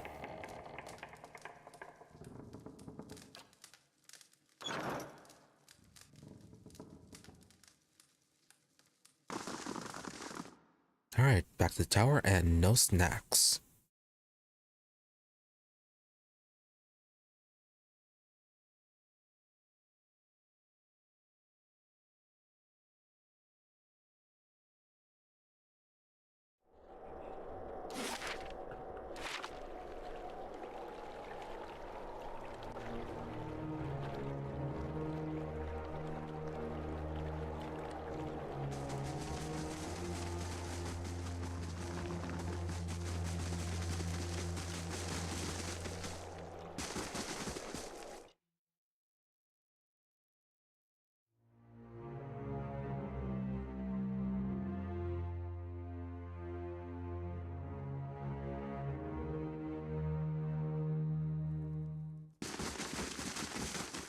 And no shortcut directly to the top, huh?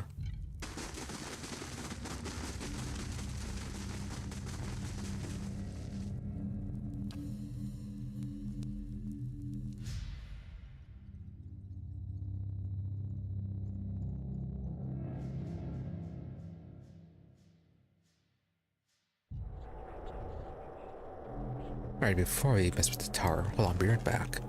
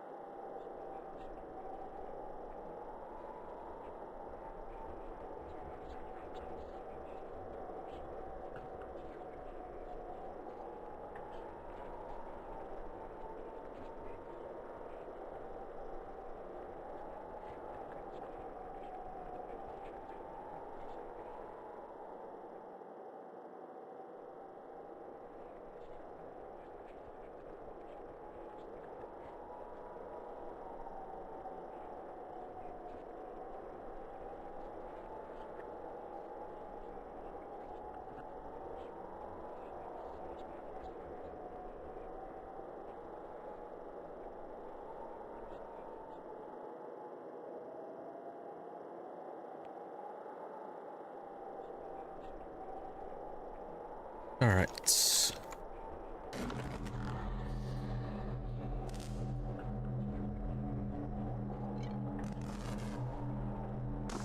So, how happy about this you're going to be?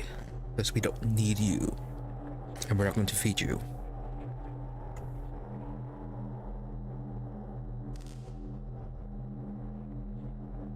Alright, right to the machine. Jagged pillars up. A jagged Adra pillar rises in front of you, encased in stonework and run through with copper veins. The panel is covered with runes of which you cannot understand. Recognize words for end and for hold. Dial is currently fixed on hold. You also recognize by an inscription that the manner in which you turn the dial is a means for throttling the device. Maximize the machine's throttle in hopes of overloading the device. No, that's going to explode. That's going to be even more problematic. Choose end. As the command words leave your lips, the dial sinks into the Adra under your hand. Something like a thunderclap sounds overhead. Glow fades from the machine as it falls dormant.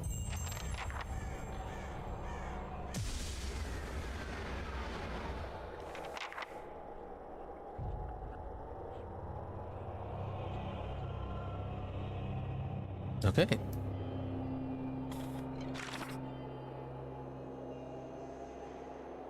Oh, that is for that quest. Was expecting a bit more showy, more flashy. So, Aldhelm, just say for yourself. Still and silent. It's finally over.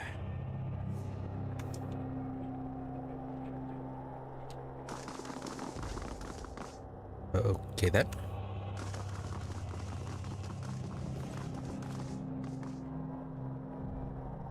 Alright, let's leave.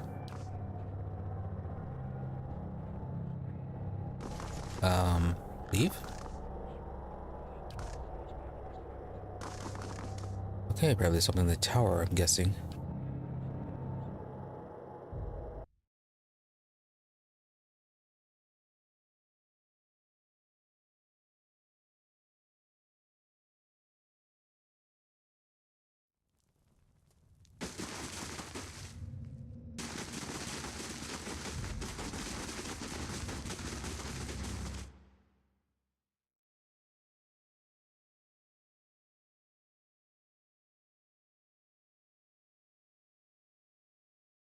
Or maybe it was just bugged.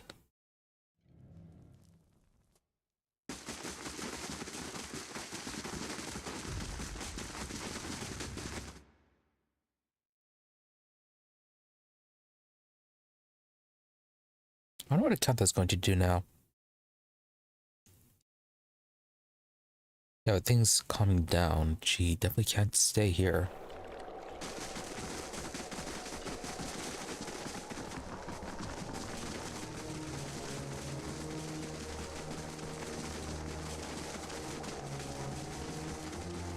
Oh, I wonder if we can feed her prisoners from our prison. Her and Aldhelm.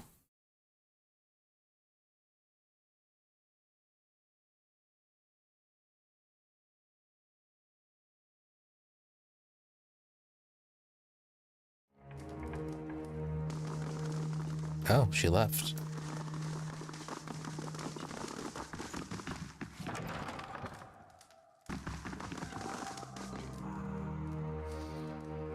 And all the prisoners are still alive.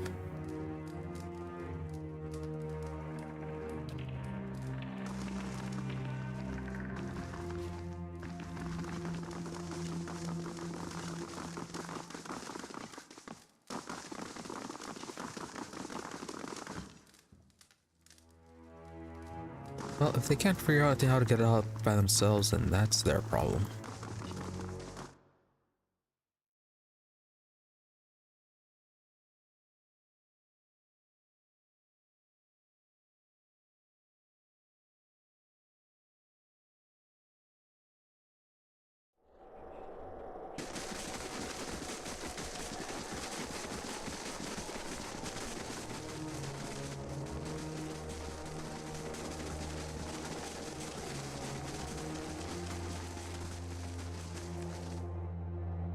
Power is off. Does this mean the curse on Heritage Hill is lifted? It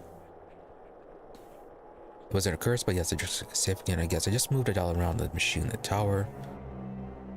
Divine Spay owes me. I better get a manor in Brackenbury for this. Do we really need a manor? I mean, we have a whole keep to ourselves. Almost to ourselves. Don't need a second residence. It wasn't a curse, but yes, the district is safe again.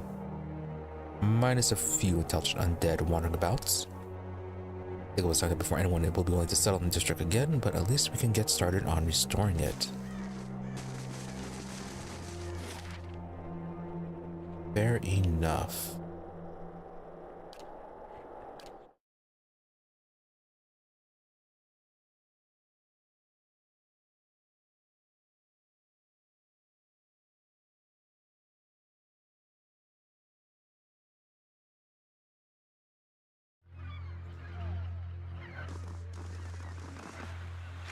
That's the last thing, right? Yeah.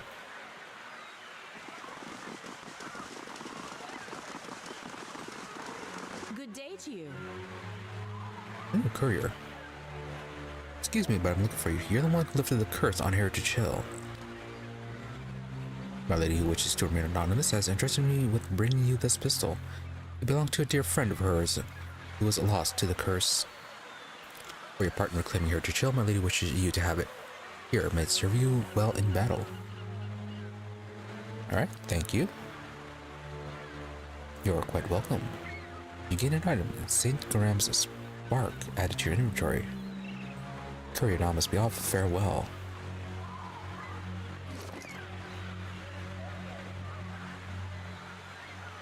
Okay, unique pistol, 1000 copper, 25 to 35 damage, veil piercing, accuracy boosted on allies attacking the same target, shock damage with 6 DR bypass.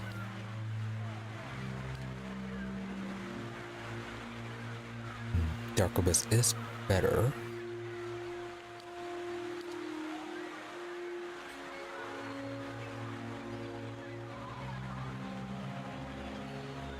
Alright, very slow with that one, slow with that one.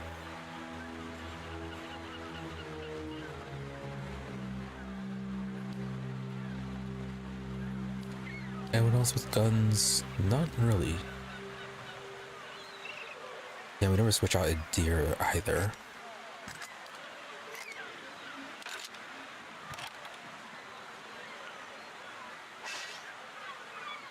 I mean, you probably won't have you use it, but just in case.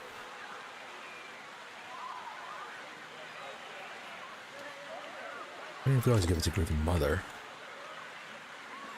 Though now choosing a blunderbuss, I think. Well, we can still give her a pistol just in case. Well, swap it out if we need to.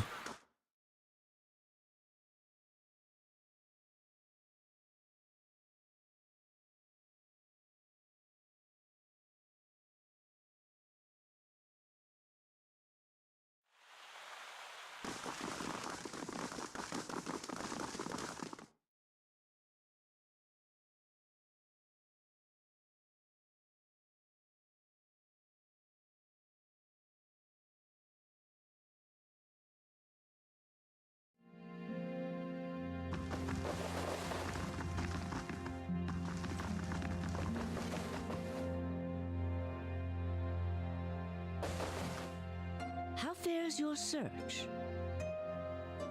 Now then, the last bit of news we can give you, I guess. Let's hear it.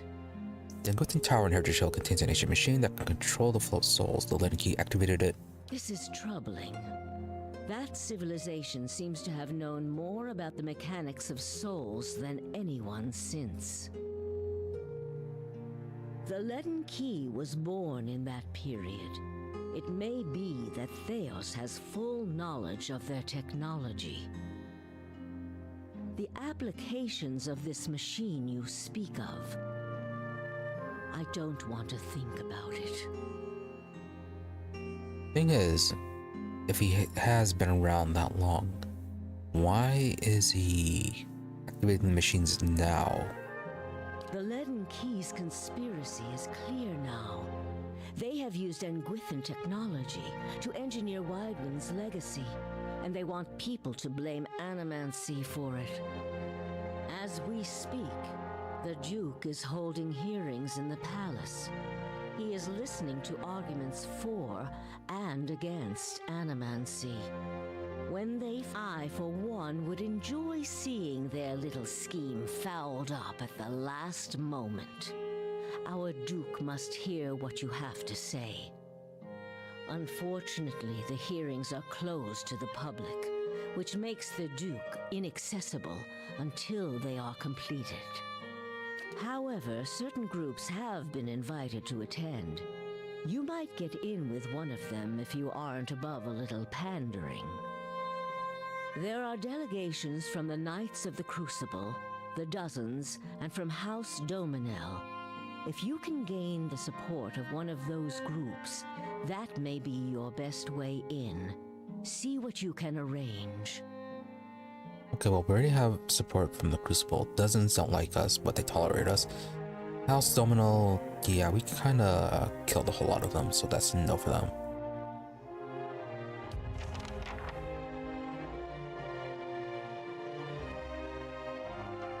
Okay, so is it talking directly with them, or can we talk to you about it? What of them? What does she know about the Duke? Avar is many things to many people, and that is why he sits the throne. To the frontiersmen, he is one of their own. To the patriotic, he is a sole descendant of Admeth Hadrit. To the nobility, he is from an old and established family. All of these are half-truths or exaggerations, a tale he has spun around himself. Yeah, we skimmed over that quite a bit a while ago, so don't remember the exact specifics.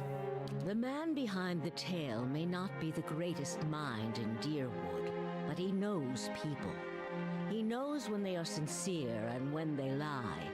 He knows when they are strong and when they are weak. The other matters he leaves to me. Outwardly, he prefers to come off a bit of a simpleton. Don't be fooled. Before he was a duke, he was a trapper, and an excellent one at that. Alright, it's almost like Santa. Wouldn't they allow a guest of Dunred Row into the hearings? We would only do that as a last resort. Walking in with one of the 3 invited groups puts you in a position of influence. Walking in alone as a representative of Dunreed Row would earn you distrust among all the rest. It seems our organization has a reputation for nosiness and manipulation for whatever reason. Alright, makes sense on that. It would be best if people did not see Dunreed Row's hand. You're preemptive with that. Alright, anyways, off to the Crucible Knights then.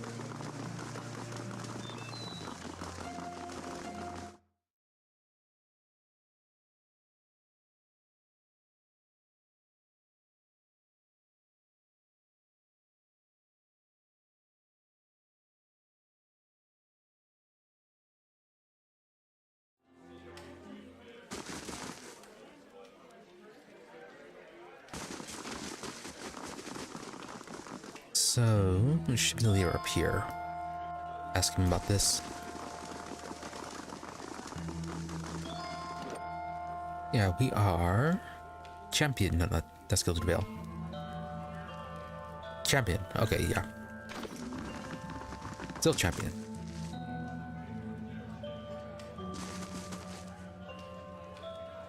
Commander Kleiber. I understand that the Crucible Knights are attending the Animacy hearings at the palace. Duke Avar looks to the Knights for prudent counsel as well as defense. I suspect our future as a city and a nation will depend in no small part on how we handle this matter. Did we advise him earlier to not get involved with Animancy after that whole thing with their little experiment? What do you think about Animancy? Despite what happened to Forge Knights, Animancy merits further study in other contexts. There's much yet that Animancy could do to cure soul maladies, strengthen essence, perhaps even ameliorate the effects of the legacy. He scratches his chin. We won't know until we try, and we can't afford to sit on our hands while our rivals watch us grow weak. Okay, since we are going to be somewhat speaking for Animancers, I guess, or in favor of them at least, I guess we could actually work out with this. Tell me about the hearings. They're progressing slower than I'd like. The dozens raise a ruckus whenever anyone so much as mentions Animancy, and the Dominos are obfuscating matters on purpose. Nevertheless, I'm confident Avar will see reason eventually. Right. I wonder letting he have some influence with the dozens. Considering some of their actions, it actually could be quite possible.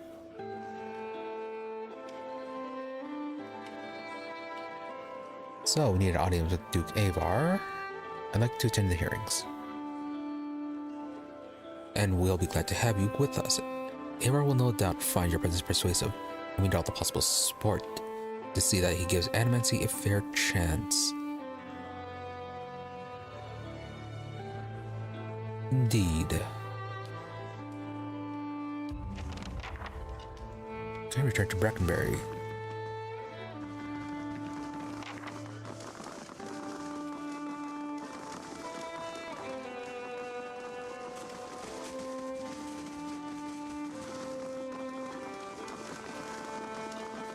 You must get. Yeah, like on one hand, Animancy is really dangerous and all that. But they do have a point in that it may help out with the legacy and everything else.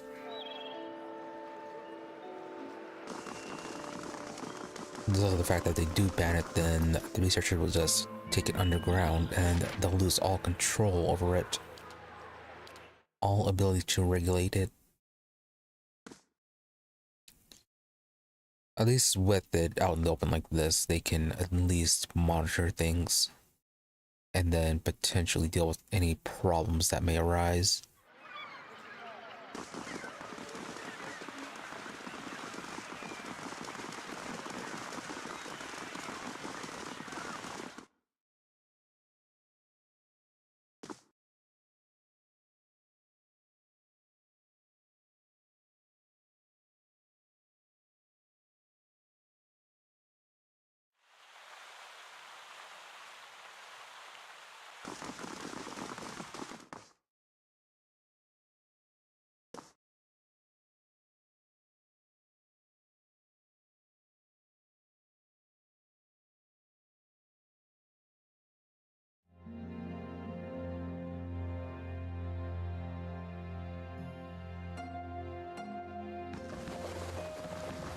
Now then, what will you say to us next? How fares your search? I'll discuss Animancy hearings at the palace. I'm going to do this for you. I think it's time you tell me everything about Theos. Yeah, that might be helpful. I've told you everything you need to know. Really? You don't need to know? But not everything. It's only right that you know everything. When I was younger, before Dunreed Row, I had many suitors.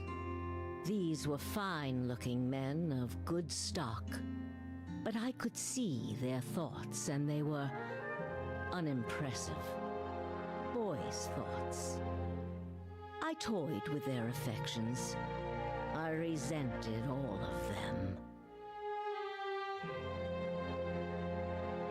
And then I met a man whose mind was a mystery to me. But he understood me. He knew me at a glance, told me things I didn't know about myself. He was neither handsome nor charming, but he was all I ever wanted. Right, so that's Theos. He tried to recruit her, didn't he? We made a game of my gift. He would ask me about people, and I would tell him what they were thinking. Sometimes the information was very sensitive. And then one day he asked me if I trusted him. I said I did. Next I knew I was donning a silver mask and swearing oaths to Woodica. Using my gift for the leaden key still felt like a game to me, so I did it.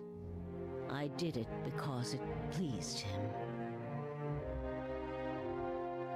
Right, so you're correct about them having a way to influence people.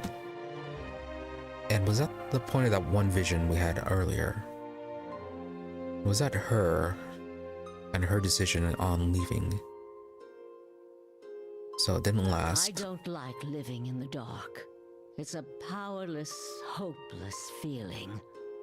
Every day I did things without knowing their purpose. Every day I loved a man without knowing his thoughts of me. I sensed that there were things he wanted to tell me. I sensed that he knew everything the leaden key was created to hide. But Theos was unyielding. One day I disappeared without a word. He would kill me for it, and I knew that. It's their rule. I just wanted to see him plunge the knife, because then I would know. But the day never came. He has left me to wonder. Alright, so maybe then that was, the vision wasn't about her. I have devoted my years to learning everything I could about him, in hopes I would find some clue as to who he really was, and why he felt he had to keep his secrets locked away. I have precious little to show for it. Just an old woman nagged by old thoughts. All just your obsession then. And that is truly everything I can tell you about Theos. I hope you will accept this embarrassing story as a show of my good faith.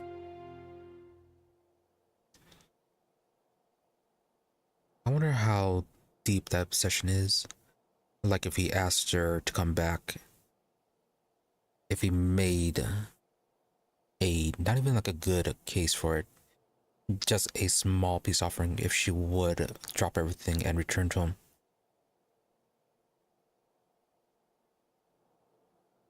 Yeah, it kind of makes her a bit suspicious on that front. Okay, nothing else, it looks like. So, about the hearings. What of them? The Knights of Griswold have accepted me into their delegation. Good. Avar Wolfgren looks to the Crucible Knights as a voice of reason and order. Speaking from their section should lend you credibility with him. You need waste no more time here. Get to the palace. Make your case to the Duke. With him on our side, all of Deerwood can be mobilized against the leaden key, and Theos can be rooted out. I only wish I could be there to see it. There is a very old bottle of a very good brandy that I have been saving for a special day.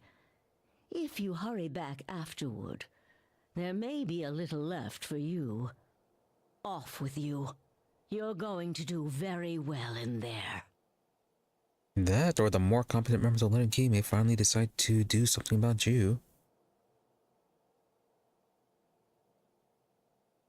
Alright, off to the palace we go.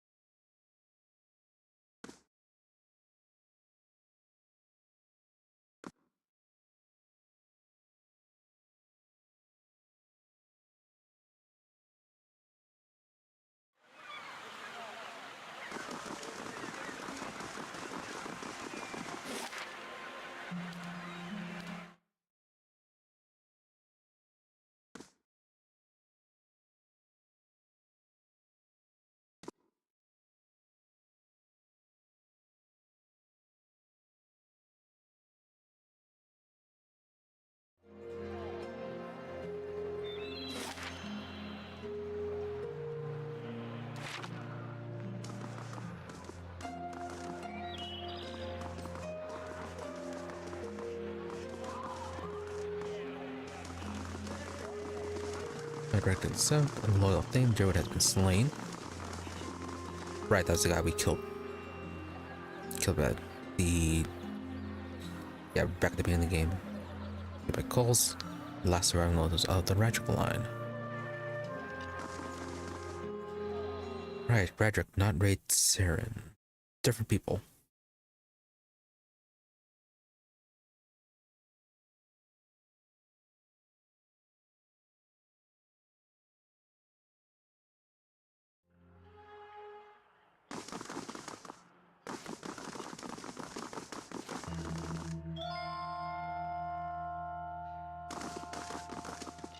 Alright, a place has been reserved for you on the balcony.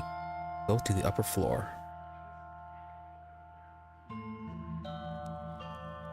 So, this way?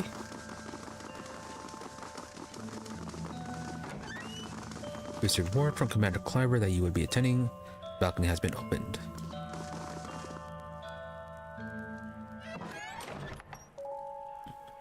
Fancy.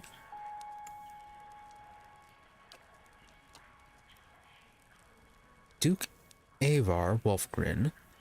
The room below is animated amidst the heated debate. All the representative groups are easily discerned in the crowd. Crucible knights, stiff in their noisy armor, sit in one section. In another are well-dressed members of the House Dominal, surprised that there are some still alive, casual watching with predator's interest. Still elsewhere are the ramshackle dozens, who have made no special effort to dress up for their liege lord. Interspersed are animators in their academic robes, with expressions either sour or concerned. Well then, answer me this, Master Barash. If you animancers represent our best hope to cure the legacy, what progress can you demonstrate? At the back of the chamber sits the Duke sprawled in his throne, worn down but alert and feisty nonetheless. Ramir de Barask is originally from Palminia. He's one of the finest minds in animancy to come out of the Valian Republics. He left for Defiance Bay 5 years ago, because he believed this was the true heart of animancy research. In Palagina's words, and the way she looks at her countrymen, you see both pride and a mild sense of frustration. As I've said, it isn't about progress, it's about potential. Anyone can talk about potential. My house would agree, Your Grace. We see great potential in its future. And I suppose your blazing profits during the legacy don't have nothing to do with that, do they, Dominel? You can't have it both ways no more. Animancy goes, or this country goes. So you admit, Master Barask, that animancy is no closer to stopping the legacy than it ever was. Bjornsen, you're the Crucible Knight representative. No, we've had many promising experiments. Cadman Azo has shown... Right. Well, if the Lennon Key is sabotaging his work actively, that might show that he could be on the right path. Though his whole incident, everyone would know about that. So not exactly a good idea to bring him up. Cadman Azo murdered a child. For a complete failure. We should be hanging him right now for what he done. The dozens won't stand for it. The experiment failed, yes, but his work... His work was sabotaged. Ah, our new delegate from the Knights of the Crucible. What makes you say sabotage? All at once, the attendees turned their faces toward you, a mishmash of judgment and incredulity. Only the Duke, a wild-looking man with a scraggly beard, seems unfazed by your interruption. I met a false patient in Brackenbury Sanitarium who had tampered with Azo's machinery, though it's not like we actually have a physical proof. Hopefully, we gain enough reputation with Joy to have enough credibility just for testimony. The fuck's that even matter? These are people who would toy with the lives of our children. Indeed. Even assuming there was sabotage, is this Animancer Azo not still accountable here? This is not the Bell Reach incident, and this is a responsible scientist who was manipulated. Those who know me around here know me to be a fair judge. Management should be held innocent, held them guilty. But no, the point is that he was manipulated. Health whispers between gritted teeth. What Azo did to Graham was not the work of a responsible scientist. Yeah, that is an issue with Graham. But still, the truth is that he was manipulated. Horseshit! These Animancers can't be trusted! Look at what happened in Heritage Hill! Our supposed protectors from Crucible Keep can't even clean up the messes Animancy leaves! Your Grace, we'd have a much easier time of it if our knights weren't so occupied trying to keep their organization from igniting a revolution on our very doorstep.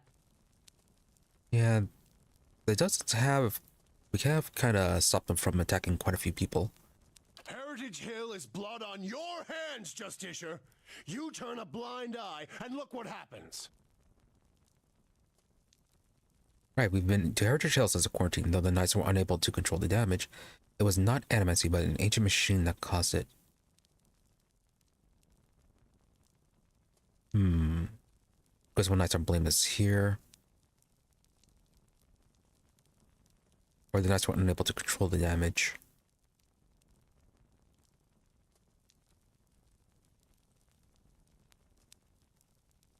Option 2 would show a bit more knowledge of the situation. Yeah, being able to actually name the tower.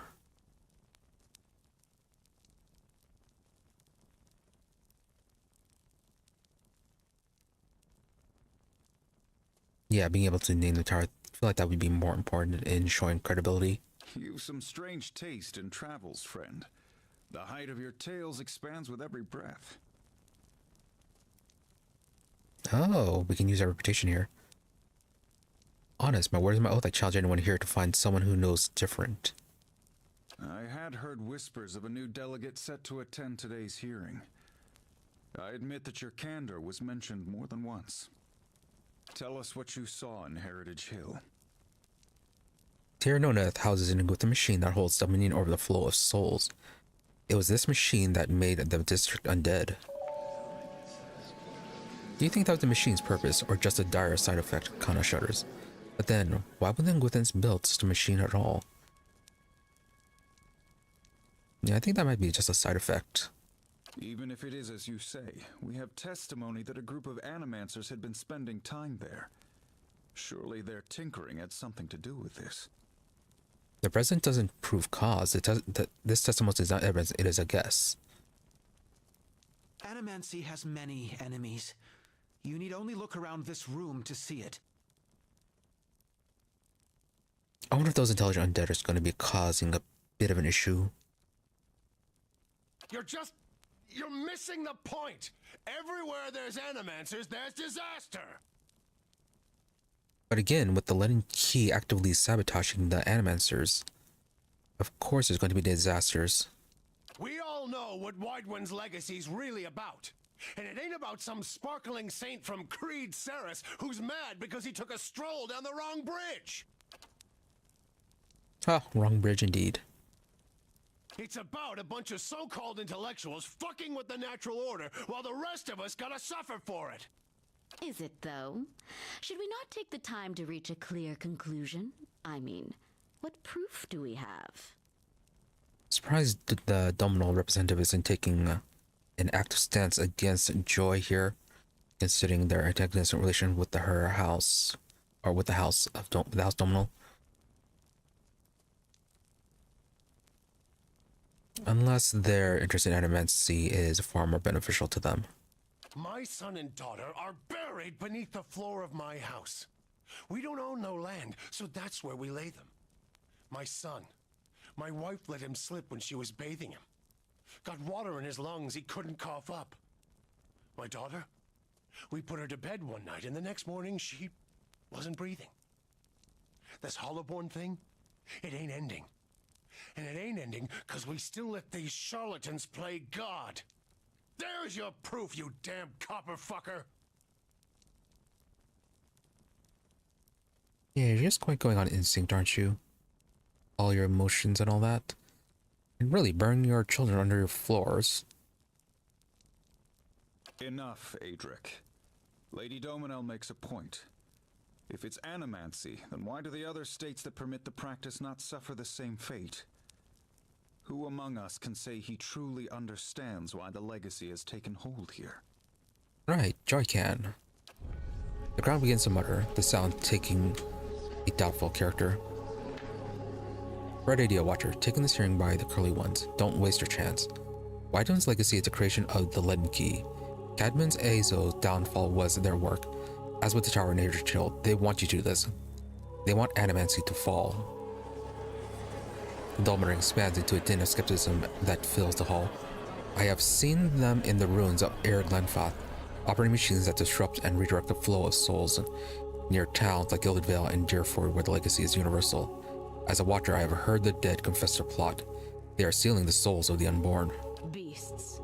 Another lunatic at the hearing. Did you remember to lock your sanitarium before you left, Master Barask? Really? We're here on your side. What's your problem?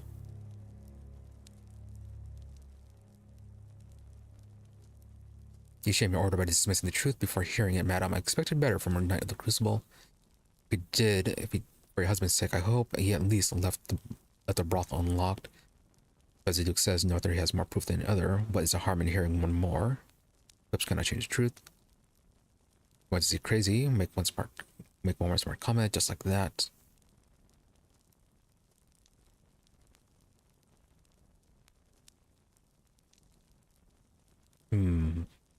Try not to be overly antagonistic with this.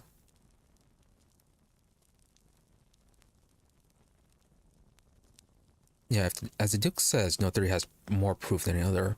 What's the harm in hearing one more? You must know, friend, that the Leaden Key is a mantle for small-time ruffians and children at play. I'm not saying you're a liar. Not yet. But you'd better start making sense of all this. Help us believe you. If I know anything about me, you know it. I have been called many things, but never a liar. An honest witness is the best piece of evidence you'll have in this matter. Then again, it's very real. I mean, they are in the temple underneath. They are in that ruined temple of Wodoka. I mean, you could actually just check it out there. Let's say Laura is cuckolded by his wife. If he tells her to stop, and she'll only want to love her more. If he spreads a rumor that her lover has just visited a brothel and acquired a pox on his loins, she'll end it on her own. It's more likely that the gods are destroying Deerwood for a science practice in many parts of the world, or that a group of people hates animancy and wants it suppressed. We all want the same thing. We want the White One's legacy to end if we work together instead of arguing and stop people who are doing this.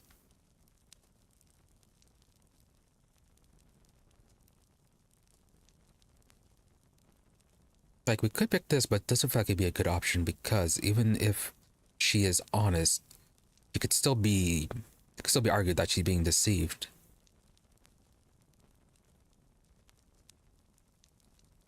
Yes, because of that, the honest option doesn't necessarily feel like the best one.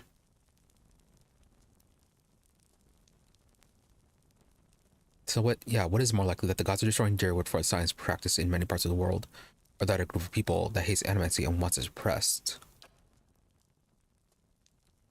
Another guess. Throw her out on her ass. She's wasting our time. This is no guess. I have seen these people carrying out the mission in the ruins of Air Glanfath. The Justicia's right. This is sanitarium. You've made an unexpected case, friend. I'll say that much. It seems we have a new possibility to consider, at the very least. How was it you came to learn all this? The guys at Chris were instrumental in aiding my investigation. Were they? Took personal interest in the matter and tried to learn what I could. I mean, well, they helped out with the hair to chill. Sorta.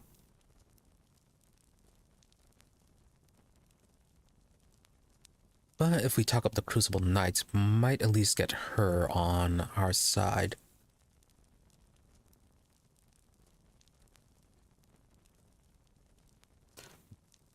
But if she doesn't know about it, that could lower our honesty rating.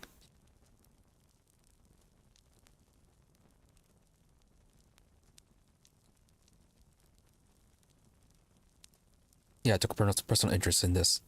That would be the truth. Indeed. This land is foreign to you, unless I miss my guess. Your efforts on its behalf are to be commended. But these hearings are about more than Widewind's legacy, even though that is our most pressing concern. Let's say for the moment that I were to take you at your word that our friends in Brackenberry Sanitarium and their peers bear no responsibility for this curse upon my country. I'm curious, what would you do if you were in my position? I'm not completely confident Adamancy doesn't have something to do with Widewind's legacy. I mean, could be adjacent, but it's not like this group of Animancers are responsible. And plus, if it does have something to do with it, they would need Animancey then to perhaps resolve it. Animancey is too dangerous, we are not meant to use it. Animancers Deer would have been given too long a leash, practice should be restricted and controlled. Animancey should be studying Deerwood. If you don't, someone else will, and they will wield great power over you. I would allow Animancers to continue the work. They explore questions we all wish to understand. If we'd know more, perhaps this crisis could have been averted.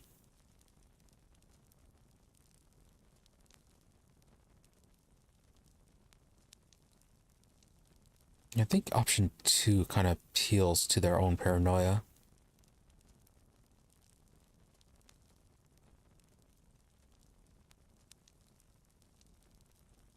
It would also get the Dolmen on our side too. Or not Dolmen, but Dolmancer. Whatever.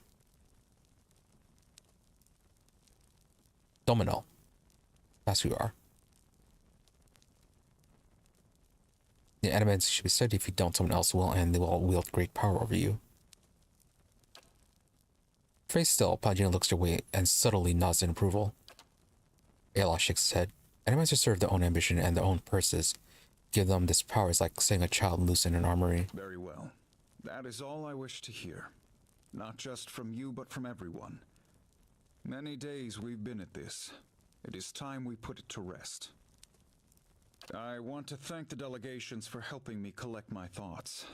And our new delegate, who has warned us of a new possibility that must be looked into. The time has come to choose a direction for the Deerwood. I am ready to make my pronouncement. Ramir D. Barash, representing the interests of Animancers in Deerwood, step forward. Your Grace.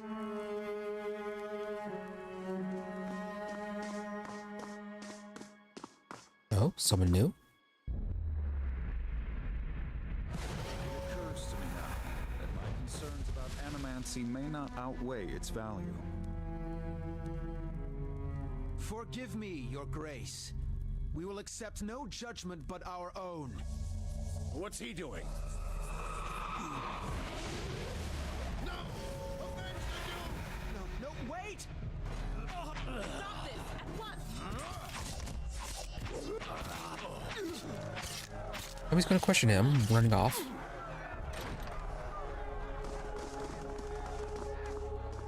I've given you every chance to end this pursuit.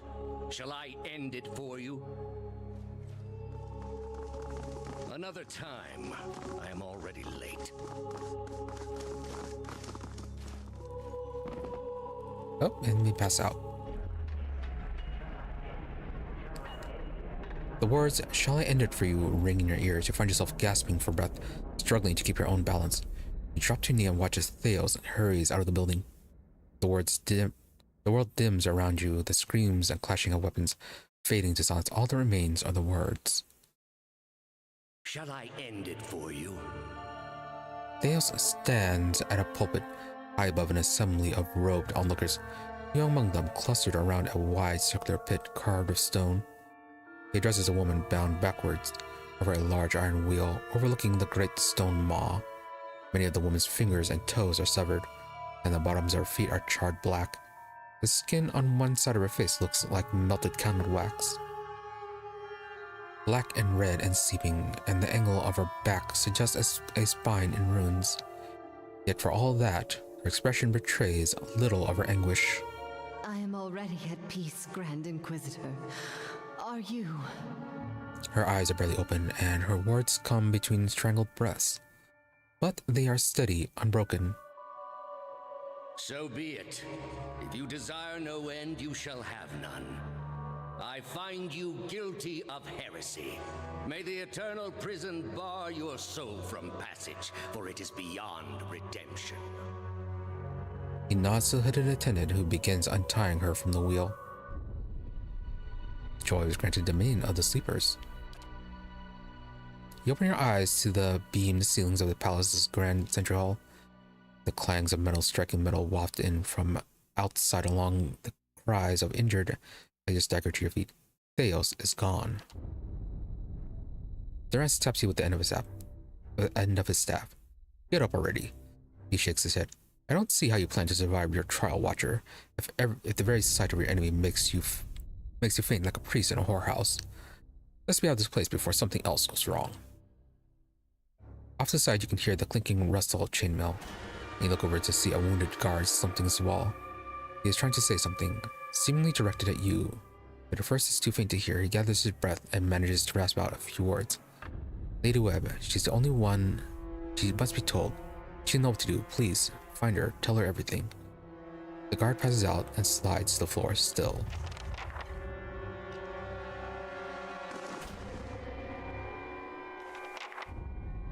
Alright, so definitely the worst outcome for this.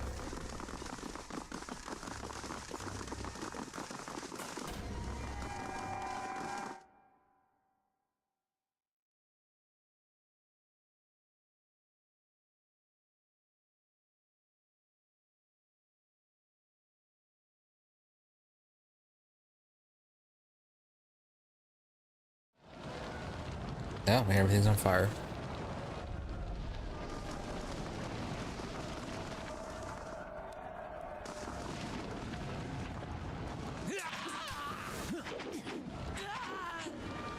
Really? Pick your side?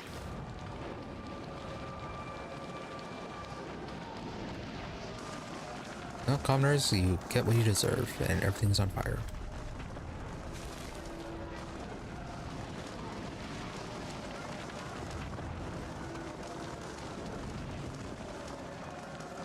In league with the Animancers.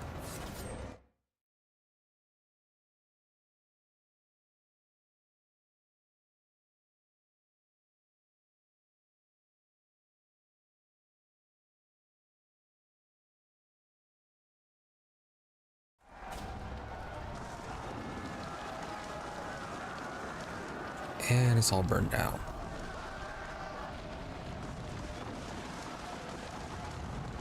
There's Martyr, Animancer. Run before they see you. Welcome. Recognize you're the one who spoke at the hearing. Aren't you with the dozens? That was the things I heard today, though, Chicks said.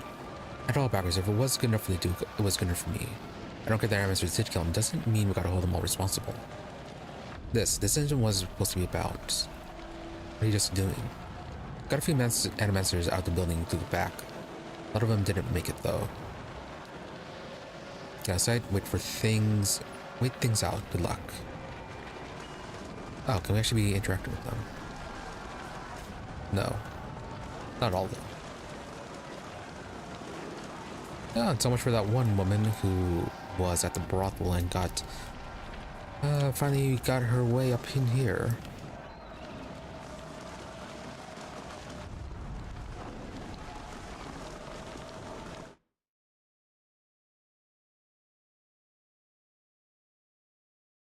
You know, Joy was quite a bit slow on her reaction back there.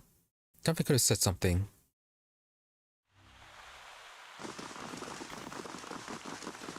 Guessing she's dead. Oh, we can loot them. Yes? Good. Yeah, still stealing.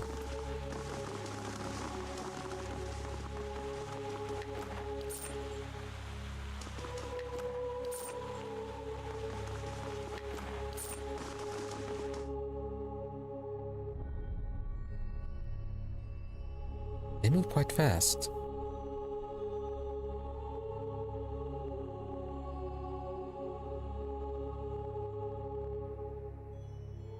Really fast.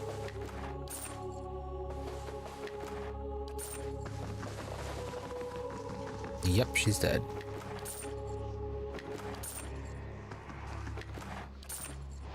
Yeah, they're very much looking just for an excuse to kill everyone and overthrow things.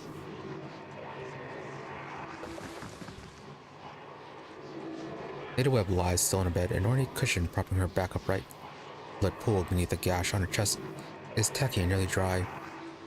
A shattered glass rests on the floor beneath her dangling hand. You can feel the faint aura of her fading essence in your ken.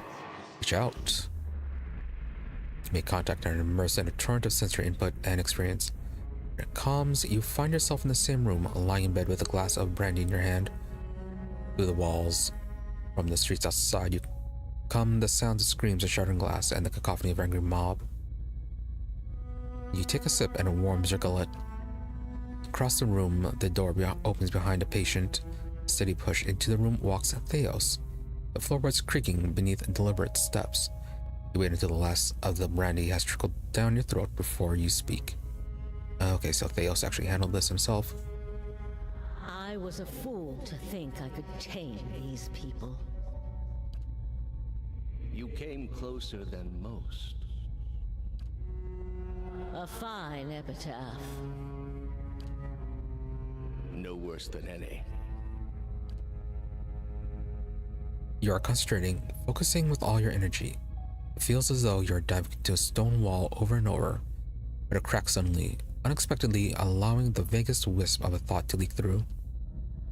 What's in Twin Elms? Did you pull that from my thoughts? I've had time to practice. He walks over to a small table and raises a half-empty brandy bottle to eye level. He seems to approve of the selection and begins to reach for an empty glass. I was saving that for someone. Pity. You know this is how it has to be. He replaces the brandy bottle on the table with care before approaching the bedside. He sits on the edge of the bed next to you, his words completely absent of all doubt. He draws a long curved knife from his belt, smeared with fresh blood. With his left hand, he gently pins your sternum as he raises the knife in the other, its point dangling above your heart. Prove it. Theos slips the knife between your ribs and pushes it through. Layers of tissue separate with brittle, papery stiffness, and blood wells up around the blade. A pulse of reflex causes you to drop the glass to the floor, and you hear it shatter. With the last of your strength, you take his knife hand in both of yours. A question radiant in your mind. Completed Act 2 achievement gained. For an instant, to your great surprise, the pathway to his mind is left open to you, unguarded, and the answer comes. Simple, cataclysmic in its reordering of your thoughts, As Lady Webb, you feel as though you have an answer you searched for all your life. When your own mind, her understanding lies just beyond your reach. You look at Theos with the wide eyes of someone seeing for the first time, and draw your last breath as a black velvety darkness descends upon you. Smoke rises above the city walls in billowing plumes that blacken the sky like a storm. Behind the walls, the riots rage on. Known patrons of Animancy are forced into hiding as looters ransack their estates and make off with their possessions. Animancers are torn away from their families and dragged from their homes to be stoned to death in the streets. Word had spread immediately that Duke Avar had been assassinated and that an Animancer was to blame. The city wasted little time in exacting revenge and little effort into evaluating guilt. In the center of it all, Brackenberry Sanitarium burned. And down the lane, Hodred House, the last bastion of stability in the Deerwood, had fallen silent. Now safely outside the city gate, your path points eastward to Twin Elms, where Theos is bound, for reasons that remain mysterious as the leaden key itself.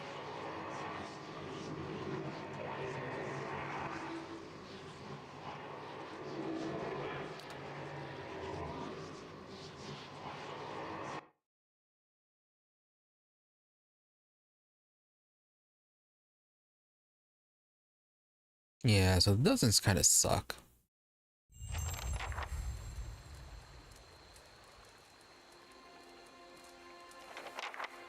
And we are into Act 3, the Assassin at Large.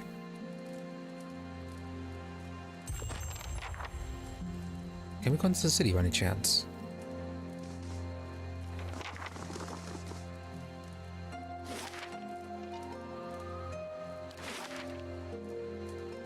I think it's actually only accessible.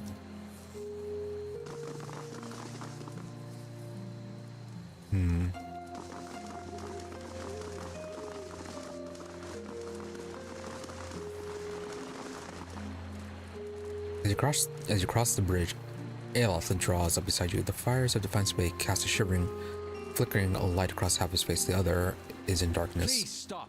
I need to tell you something. Right, go ahead. I have not been entirely honest about my motives for traveling with you up to this point. When I finished my training in Adir, I was introduced to an organization. All I knew was that they were opposed to the unchecked spread of Animancy, and that they could guarantee me postings far away from the Seathwood my father and his Earl. At that time, it was enough. In the early years, I thought of them as many things. Hooded men, prudent teachers, the leaden key. Their rules were strict, but their guidance was clear. I sincerely believe they wanted to keep Kith from the folly of their own foolish ambitions. I came to the Deerwood a little over a year ago. My orders were to gather information on Animancy in the region. Okay, so he's working with the leaden key. A senior contact met with me every few months to receive my reports and issue new leads. She sent me to Gilded Vale to keep an eye on events surrounding the local lord, but I lost track of her shortly after that. I don't know if she was reassigned, killed, or sacrificed the way you saw. At the time you met me, I'd been on my own for a couple of months.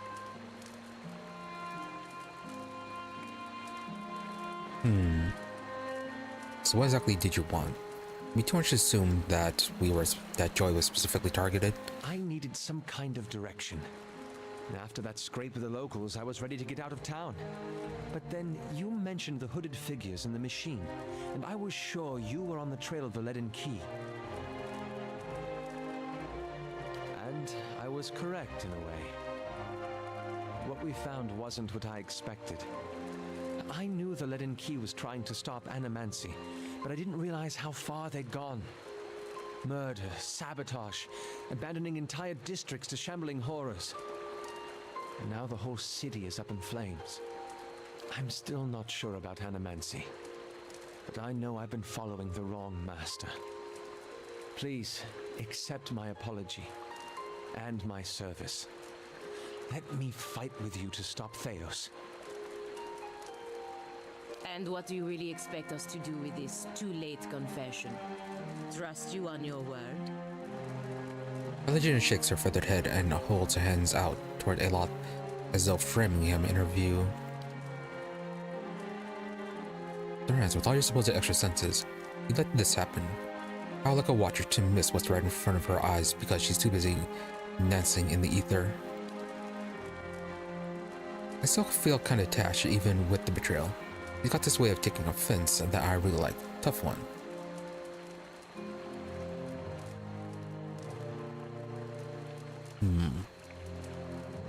Could get rid of him. Eventually, you've been working for the very people who are trying to kill me, and they think I'll keep you around. Even crazier than I thought.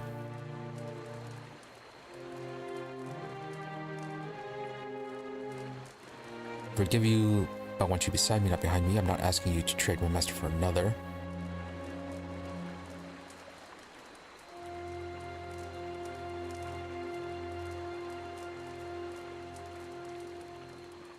He hasn't particularly done anything besides work with the Lin Key.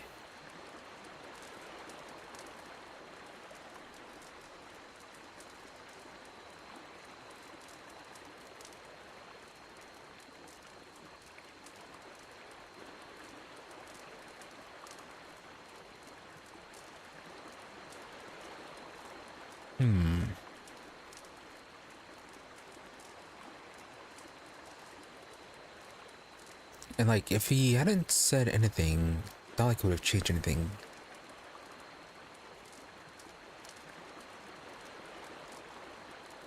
Probably the only thing that telling the whole party about his connection would help is in case we do end up running into someone who does recognize him from Ludkey, stopping them from outing him then. Yeah, because if he was outed by someone in the Leaden Key about traveling with the whole party, that could have caused problems later on.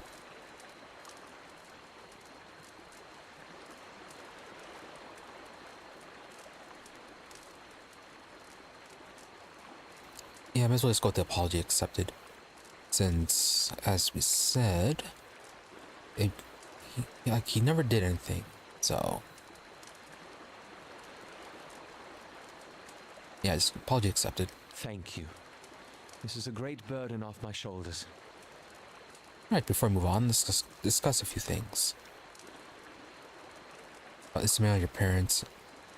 So now you understand a little bit more about Ismir. How exactly did you come to join the Leaden Key? As it often such follows, I was young and directionless. The Leaden Key promised some of the structure I was lacking, and they offered me a future far removed from service to my father's Earl. Animancy is possibly even more controversial in Adir than it is here. The practice has been outlawed for 600 years, but prohibition has a way of breeding curiosity.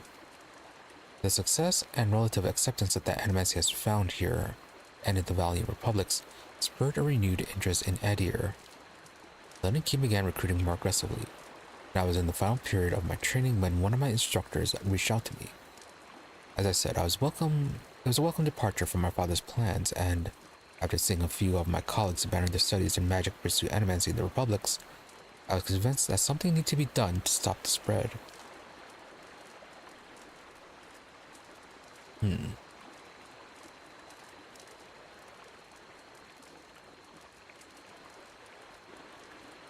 Yeah, so it felt more like it was because things were changing in a direction that he wasn't used to.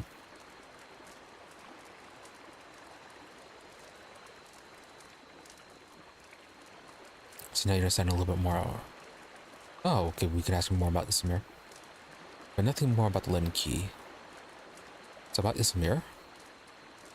No thanks to that answer. My spleen, black bile, come on. Validation methods were flawed, but you still learned something, didn't you? Only because you and I have a little good sense between us. But the average person, show them a shiny gadget in the hands of an expert, and they'll believe anything. That is very true. Not necessarily. Most people have more sense than that. No, they don't. Perhaps Animancy has its issues, but it's hard to say whether those outweighs dangers. I don't know. I think it'd be more pleasant without your spleen.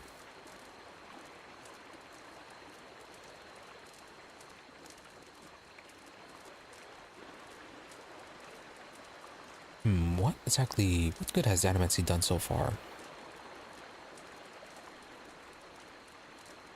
I mean, I guess it has kind of pointed people on a path, but that's about it. It hasn't really solved anything.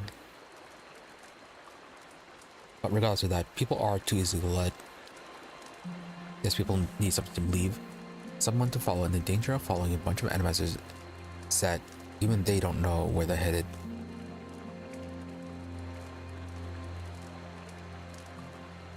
Alright then, about Isamir.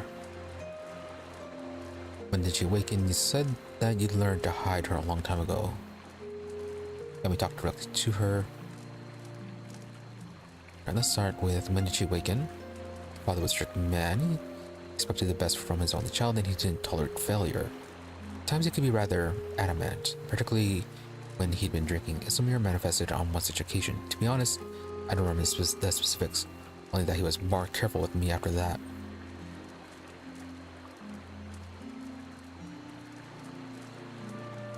And he still quite resents her. He said he learned to hide her a long time ago. My mother instructed me to keep her secret after she first emerged. She feared that knowledge of my awakening would render me an outcast. Even though Isamir proved useful against my father, I trusted my mother's advice and I've since come to see the wisdom behind it. Merwald is an extreme example, but one that I can relate to more and more each year. Yeah, there was that Merwald situation.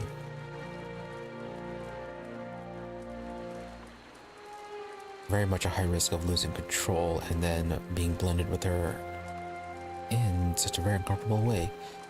So, can we talk directly to her? Her expectations are uncomfortable enough. I'm not eager to invite her to my consciousness more than necessary. Fair enough.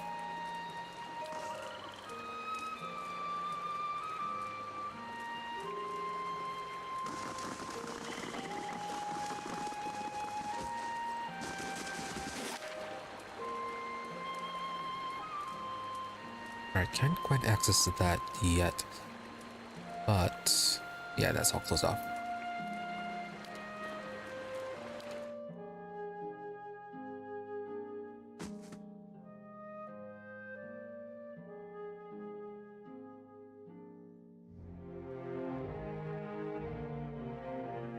Let's spend the rest of the time exploring the dungeon. I must say, I'm impressed. Dana Fearguest. Name sounds familiar.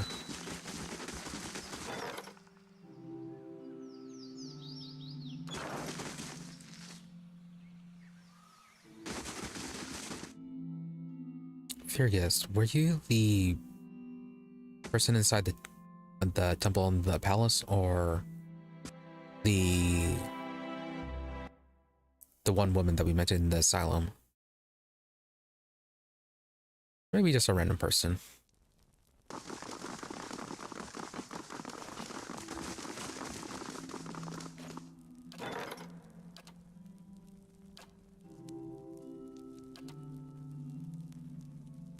Oh, leave the stronghold.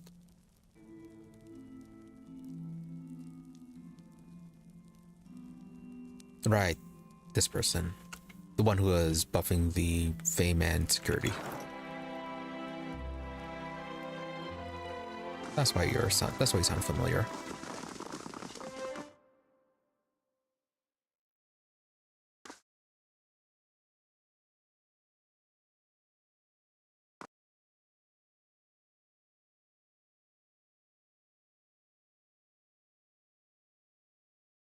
Alright, dear, what do you want to talk about? Last thing Say the what you deer want would about need deer wouldn't. is another They haven't foreign met the colony. problem yet that they couldn't solve by killing some scapegoats. I bet the devil Karok would have had something to say about all that. You fight for people because you see something there that deserves defending. Even more so because someone you trust sees it too. Then you turn around and they do something like this, and the person who made you want to help them is gone. They knew what they think the gods wanted them. People never fail to disappoint without guidance. You weren't really fighting for all of them, though. That is true, you weren't fighting for all of them. Yeah, just someone to like then. Maybe. Maybe. It'd be nice if you got to choose. Tell the lowlives that if you die, it wouldn't be for their sorry hides. Never thought I'd find myself missing the hospitality back home.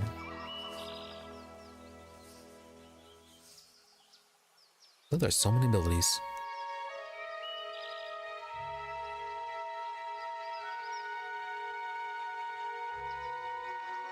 Sever the soul.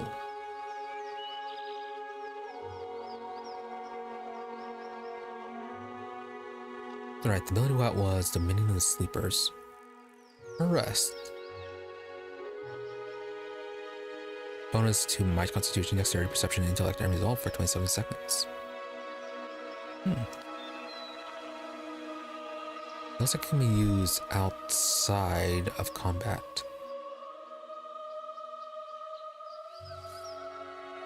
Which if it can be, we can then use it. We happen to know we are coming to a particularly tough speech check. Like, ooh, maybe the Alpine Dragon might be able to boost our stats enough to see any missing options if there were any. But for now, we have this.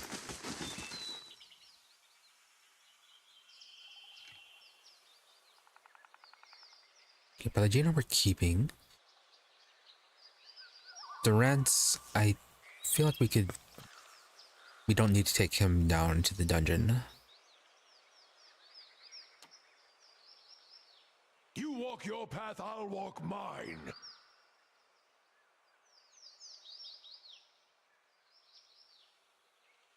Bring Haravius.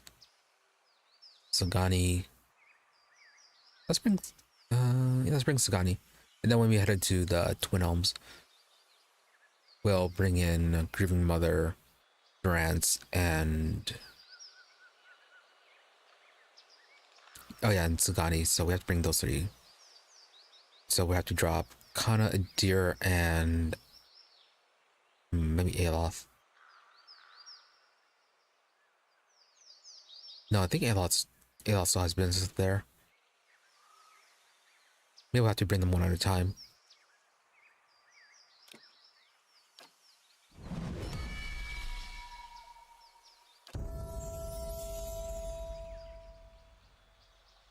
Oh, but if we drop Aloth, we're not going to have a lockpicker. Yeah, it's gonna be an issue. Yeah, so we might have to bring Aloth anyways. So I have to be dropping Pallegina and Adir and guess Kana. No, Pallegina has business in the Twin Elms. So it's Adir and Kana. And they're just going to switch them out as needed.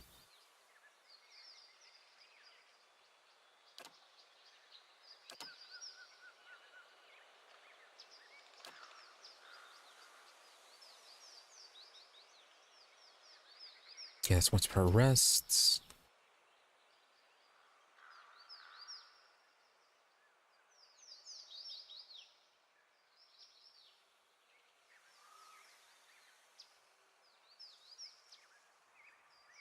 This one feels like, yeah, it needs a firearm, but we have her with arrows.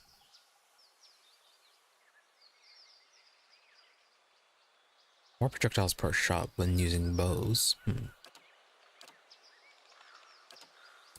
Arrest. This is another mode.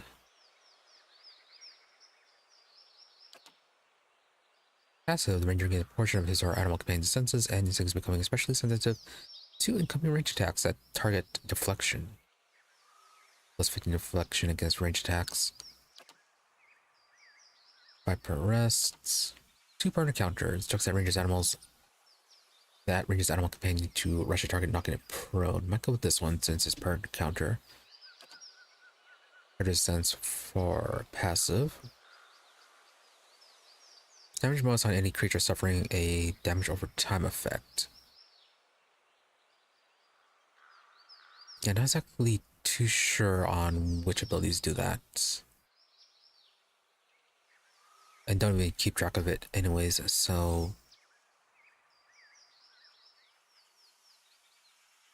not super useful. Well, I mean, it is extra damage. so maybe. Bonus defense when both are subjected to the same AoE. That'd have to be a very large AoE. Swift aim, another mode. Faster attack speed, a lower accuracy. Yeah, let's go with the takedown.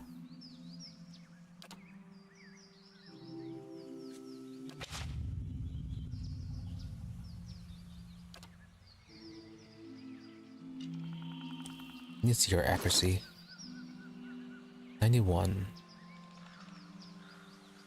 There's also some items we can give you.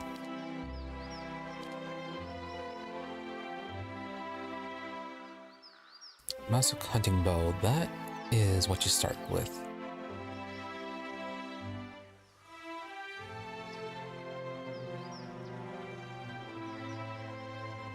Okay, that's just exceptional. Did we not pick up any bows for you?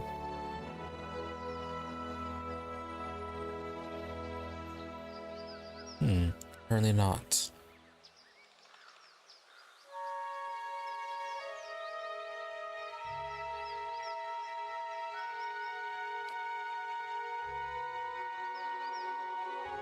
Well, I guess we can at least give you this.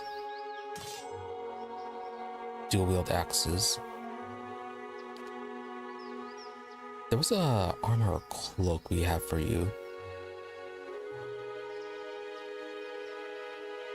And then you're wearing light armor.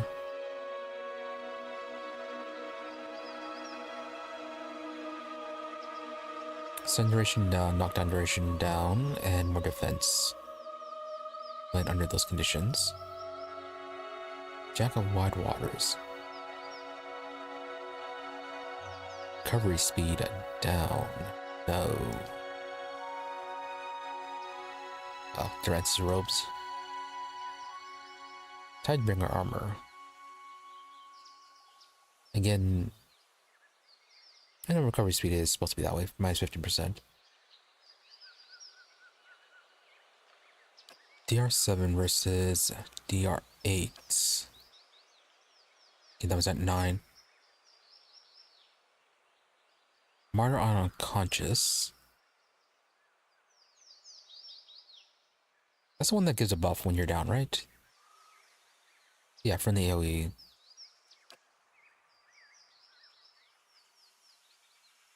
Defense against Charm, Confused, and Domination.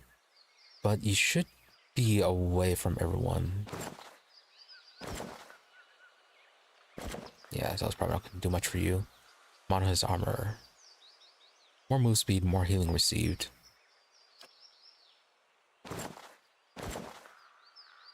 Although, it's not like you're going to be in direct combat.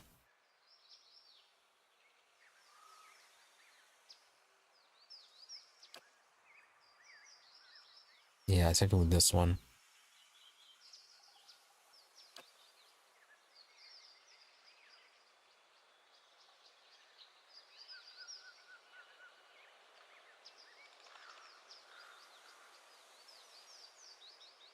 And we could just go with this one. At least it's faster.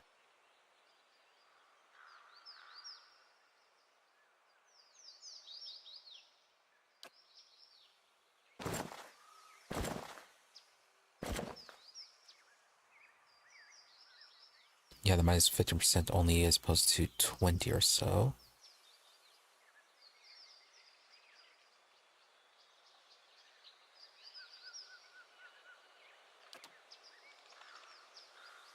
Right, then we're gonna give you this one.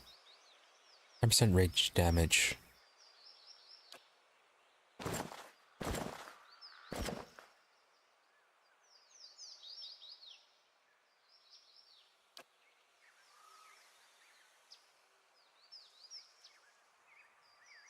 Freedom, Pierce Proof. Suppress Affliction. Resolve and Perception. That's...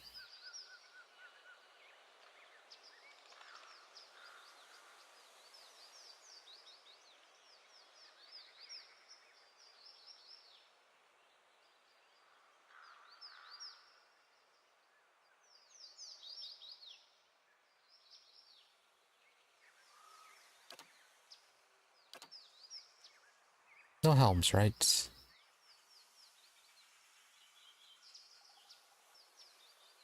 Might and retaliation.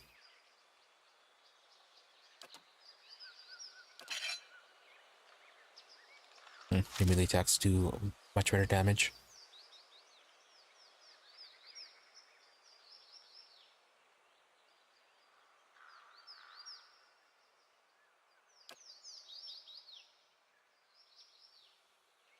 Okay, that's only resolve and perception. -2 accuracy. Melee's blind. Plus damage to flank targets, though.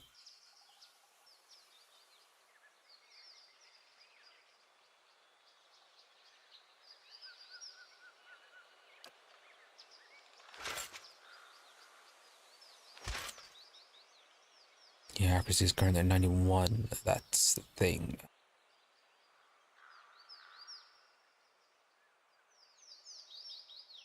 Kind of want to avoid that.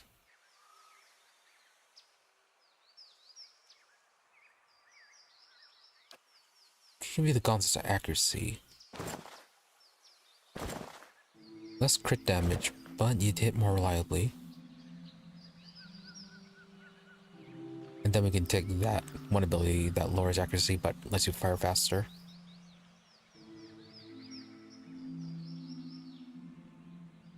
We need to get you a better bow.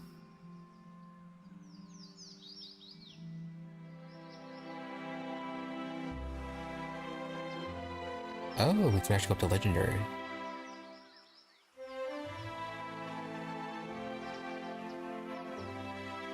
Let's go up to...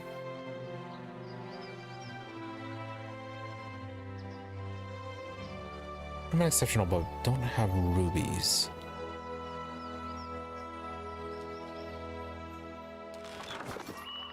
I understand. Well, let's see if they're actually selling rubies or not.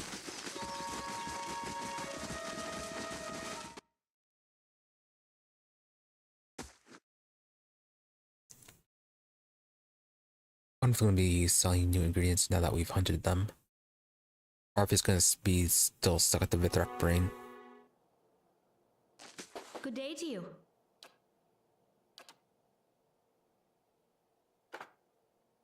Yep, only at the Vithrak brain.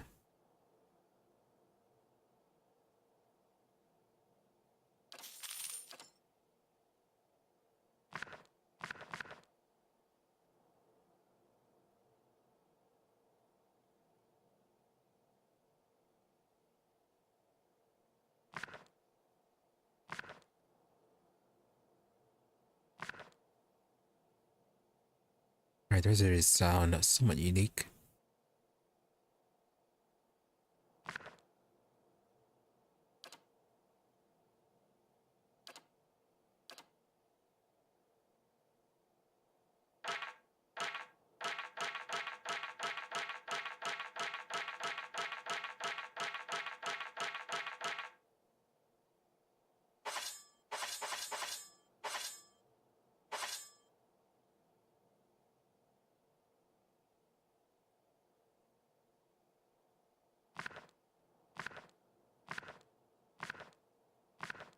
I don't need those.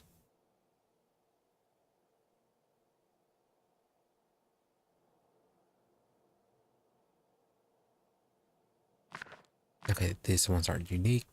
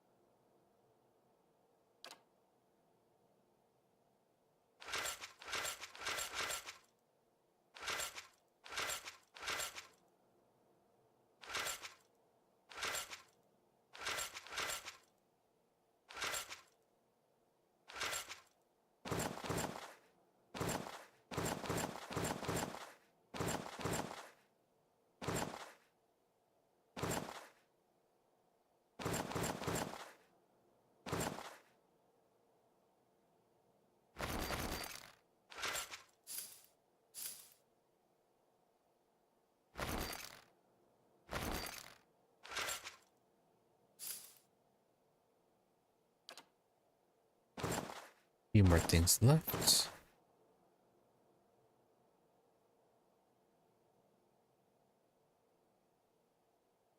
Yeah, the rings are nice.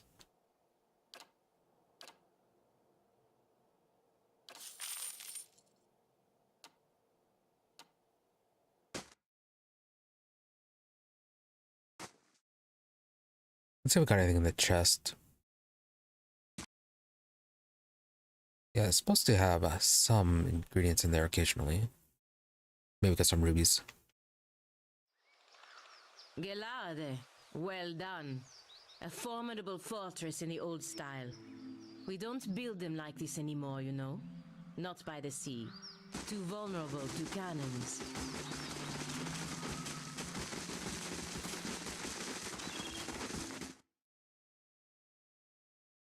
I also try checking out Stalwart Village to see if they have anything up there.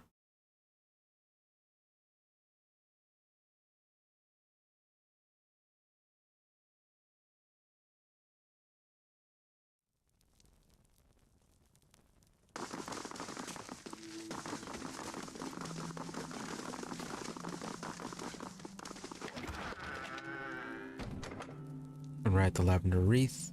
What's special about you? Right, we need to use second and irritating. And then that one can copy any item, well, any weapon or armor. No rubies.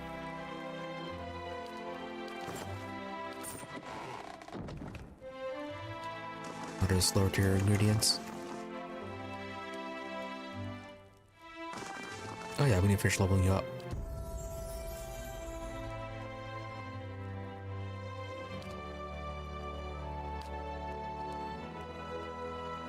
We never finished up level 13, so we need to get taken down again.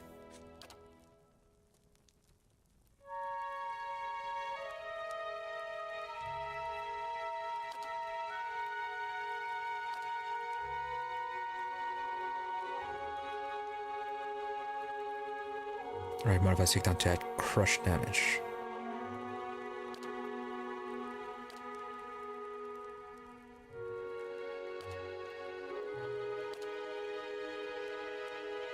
If it's a bond, swift aim, 5 companion.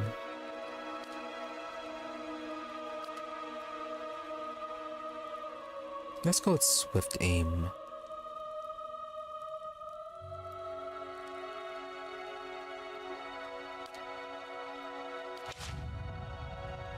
We might get a unique item that has special effects on hit.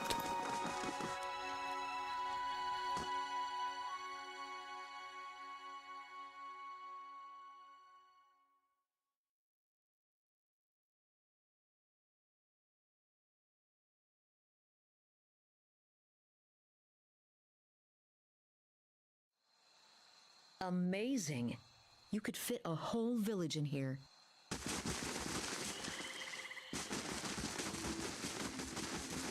Rest, not quite.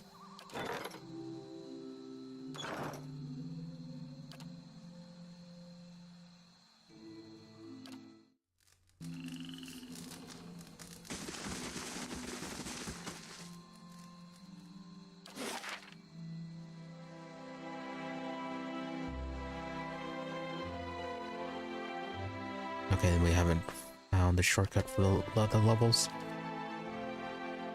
We went down to, I think, level 7. That was around where we found the tablet for Arcana. But we didn't find a shortcut back.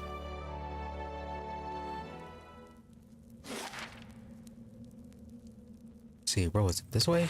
Yeah, this way.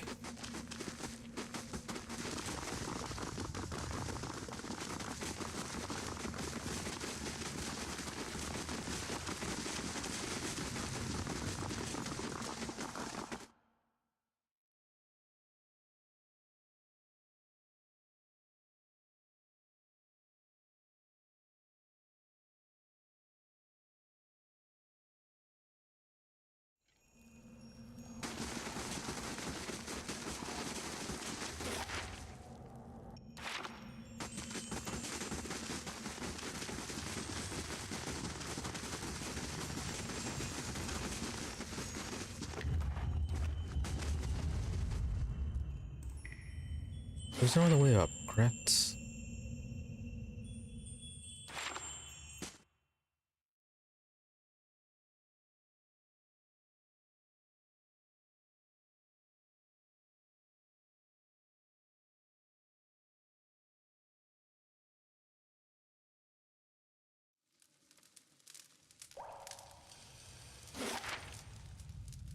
Yeah, nothing on this floor.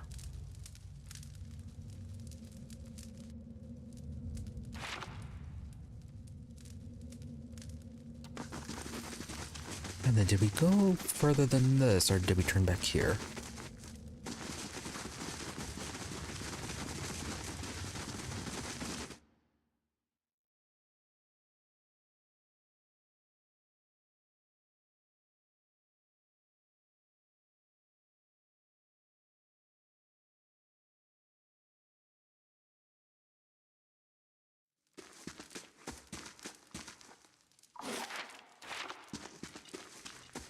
Okay, so as far as we went. Sharp eyes and keen ears. You might find this interesting. I'll have it in no time. The work of a moment. Traps and undead.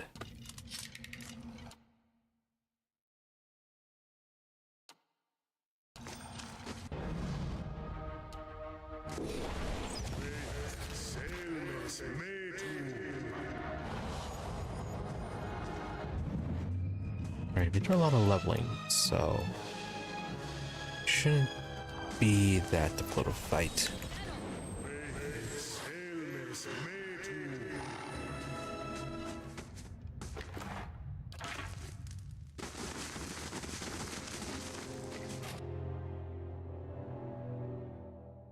Vampire. Vampire.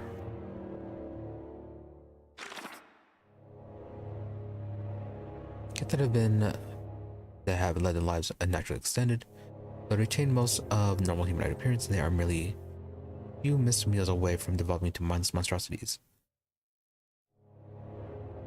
Vampires maintain individual personalities and memories. Its morbid knowledge may manifest itself in a number of ways. Right, so that's the type of undead those animators were. Oh, and quite a lot of them.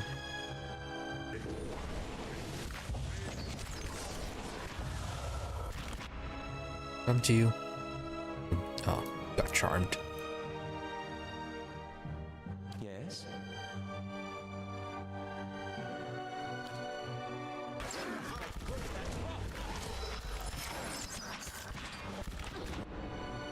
How long are you charmed for?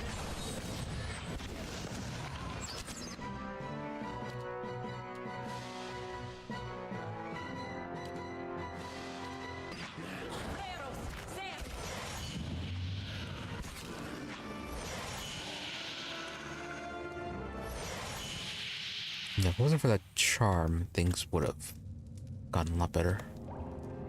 I shall be quiet as a calm sea, which is not very quiet.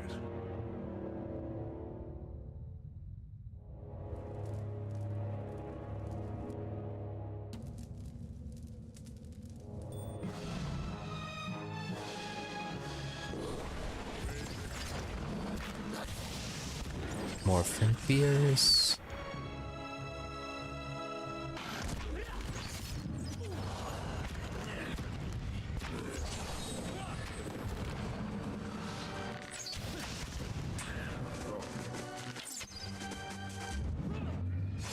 Dead on.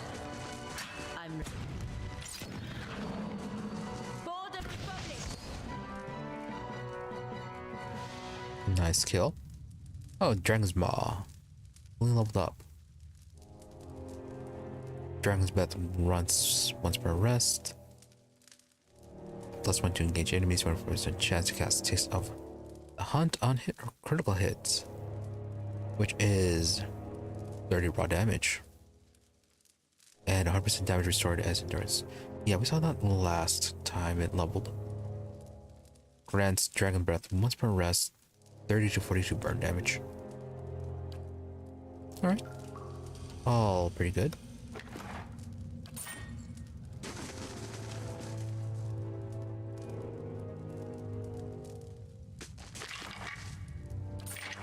Silence surrounds me.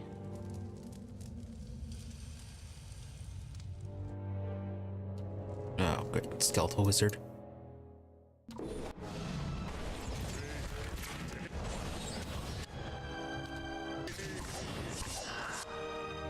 And you got controlled again.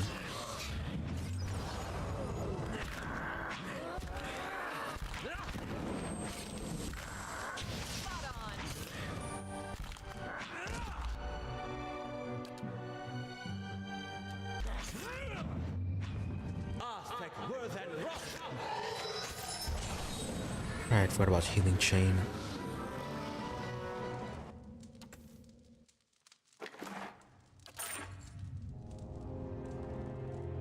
Good.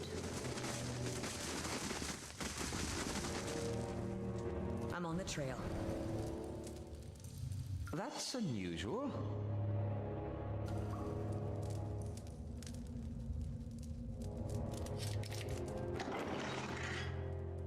You are good friend. Accuracy when attacking the same target as an ally. And 25% damage. Holy power 3 per rest.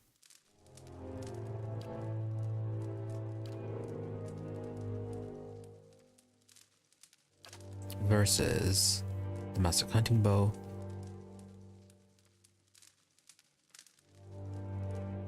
Less accuracy, more damage.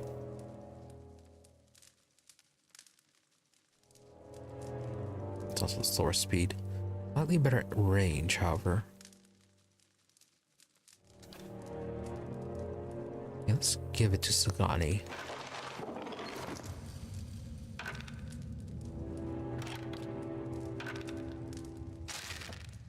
See how well this works out. Oh, actually drops by 10. Wow, okay.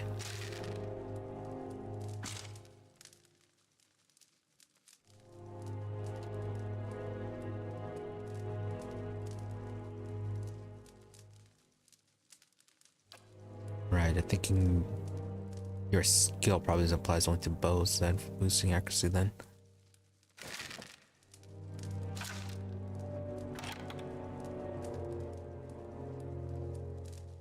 I think all this really has just a freezing damage, but we can add freezing damage with an upgrade.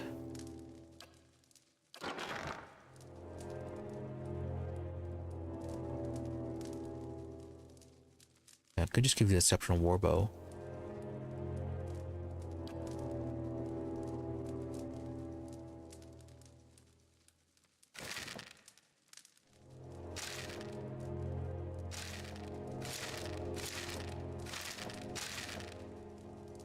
Lose out on some accuracy. That's about it.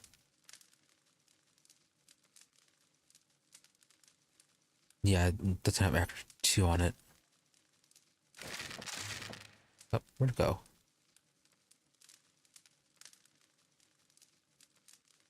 Where did it go? Oh, there it is.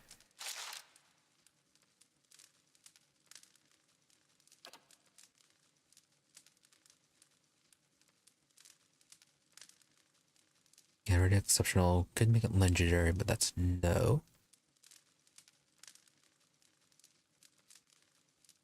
Gentle requirement not meant. Oh, because there can only be one of there. Okay, so we won't be able to give it accuracy. Maybe we can just still give it freezing damage.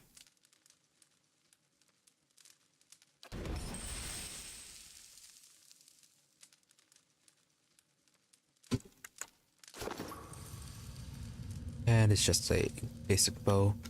Don't need to go too much with the upgrades.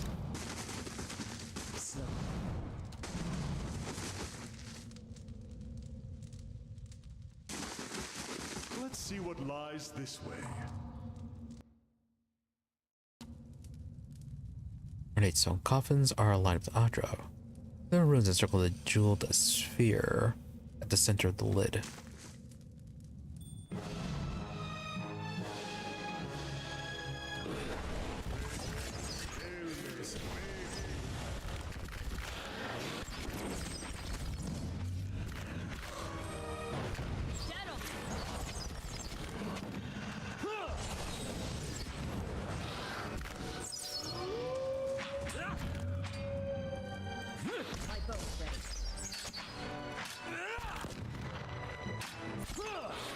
Get a good shot with this.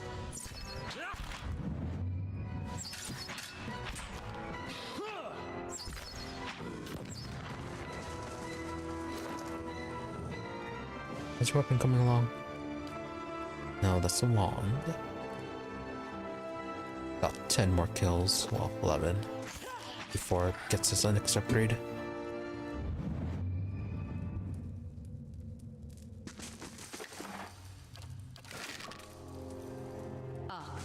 What do you suppose that bally thing is?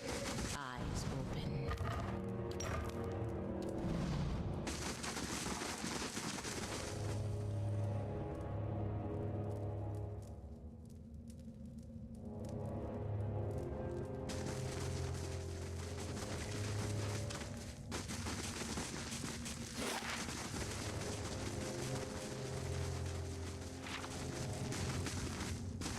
Eyes open.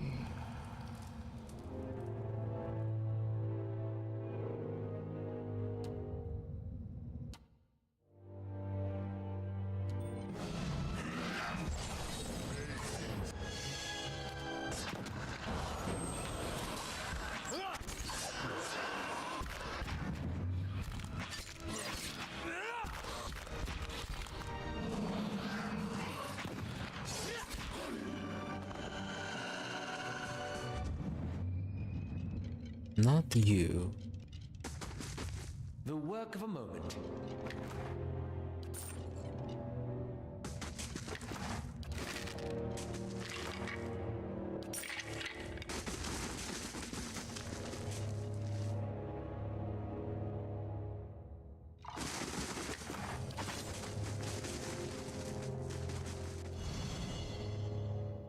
More traps. Nice and quiet.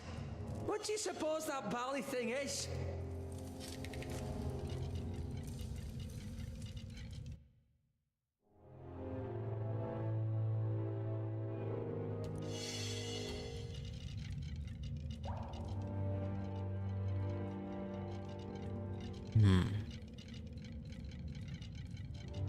The work of a moment.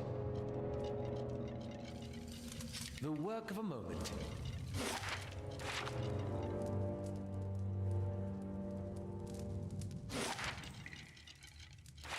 Alright, so we're kind of going in the middle. Alright, go in with the attack. Let's go, the wizard.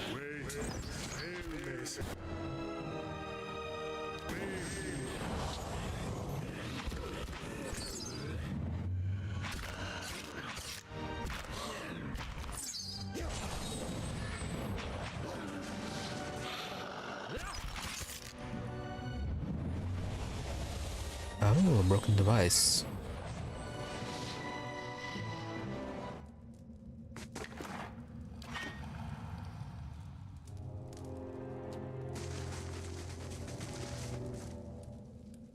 Yeah, we've seen that before.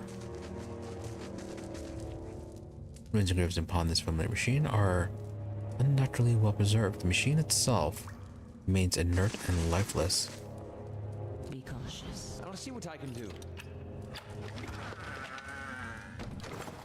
So, no stairs up, but we can rest if we need it.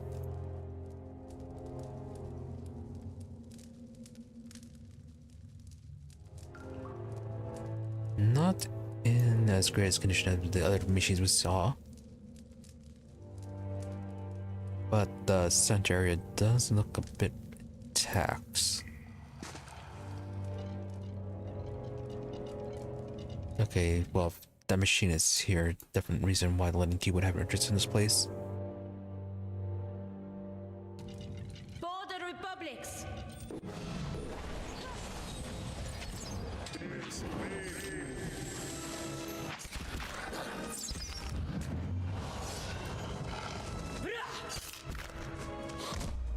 For the Republics!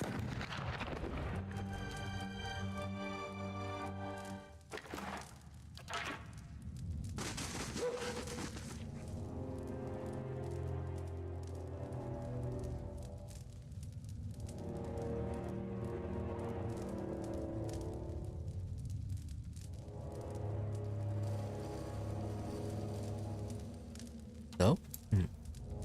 Okay.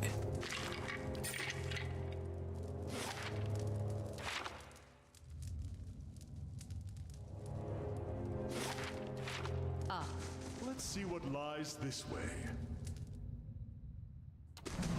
Slowly now. Oh, Archer Beetles. Border Republics! Stalemate made.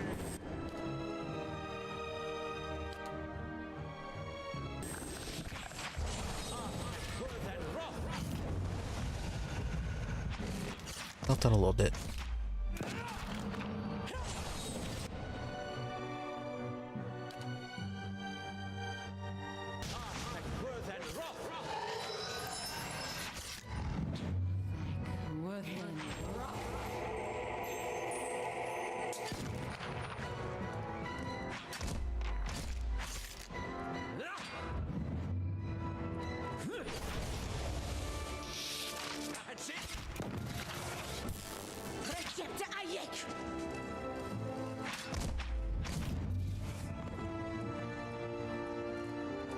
It's a Mac. Why weren't you doing anything?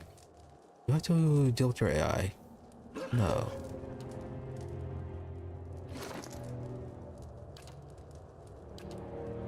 Yes, we do. Kevin was such an aggressive, that's why.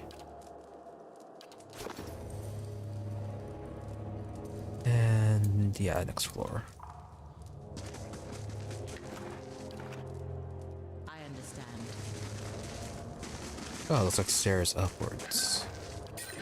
Okay, so that's a shortcut out of here. To whispers and shadows.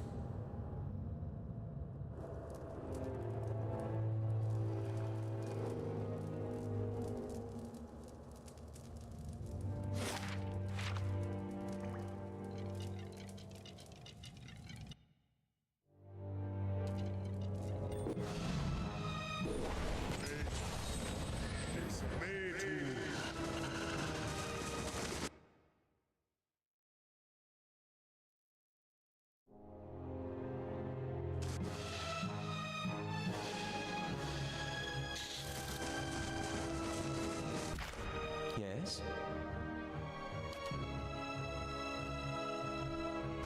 Wait.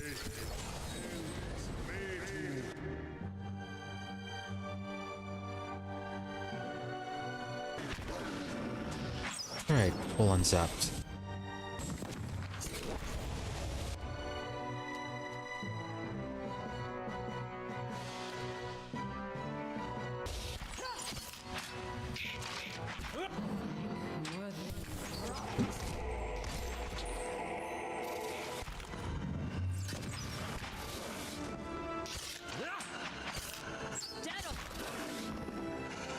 Considering that the stairs, the shortcut out right there, we don't need to use some supplies. I'm ready. Good. Good. Yes? Stand back for a moment.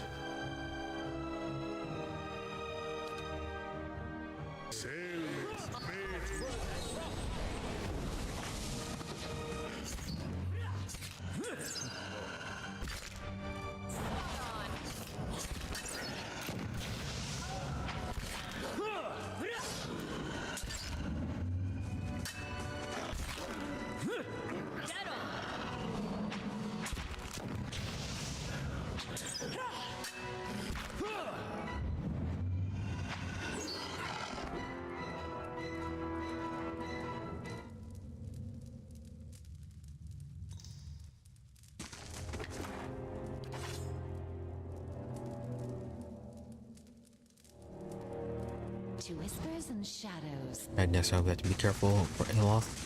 Though, I think we may be done with this area.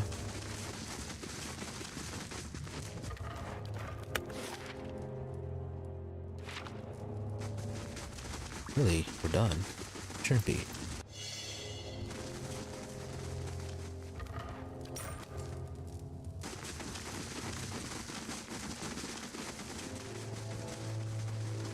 Okay, there's a bridge here.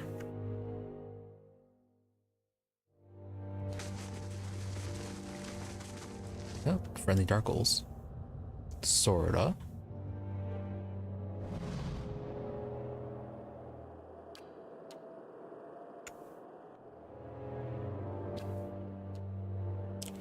At the center of this massive Adra structure, beneath the long shadows of the Titan's curled fingers, sits what appears to be a man. Unlike the slavering, animalistic creatures you have encountered on this floor, this man is rudely composed, lounging upon a crooked stone throne, yet his gaze has a piercing, feverish quality. He watches you intently as you approach. What are you, then? One of theirs? Strange that you survived the pilgrimage the planning stages. He speaks in fluent Ingwithan. You note, though his voice is taut with strain.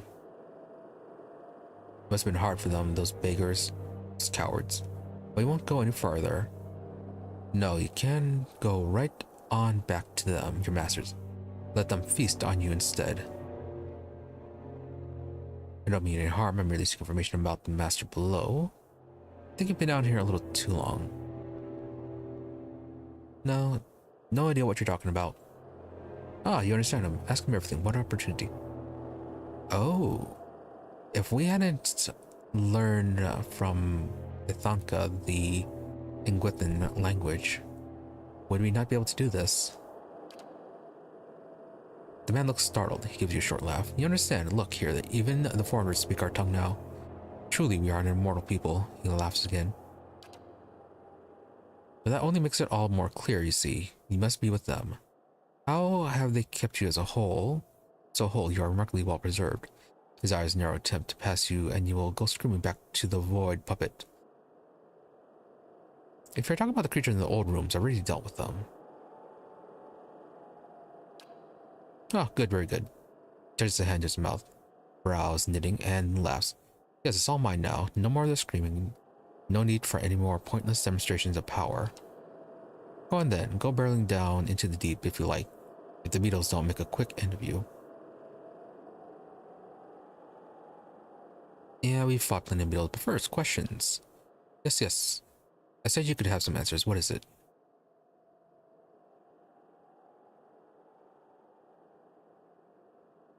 Let's see, what happened here first off? Here, you mean with them, the Adra, all of it. That's a long tale my patience had diminished with time. I'll tell you what happened recently. It was the Adra beetles.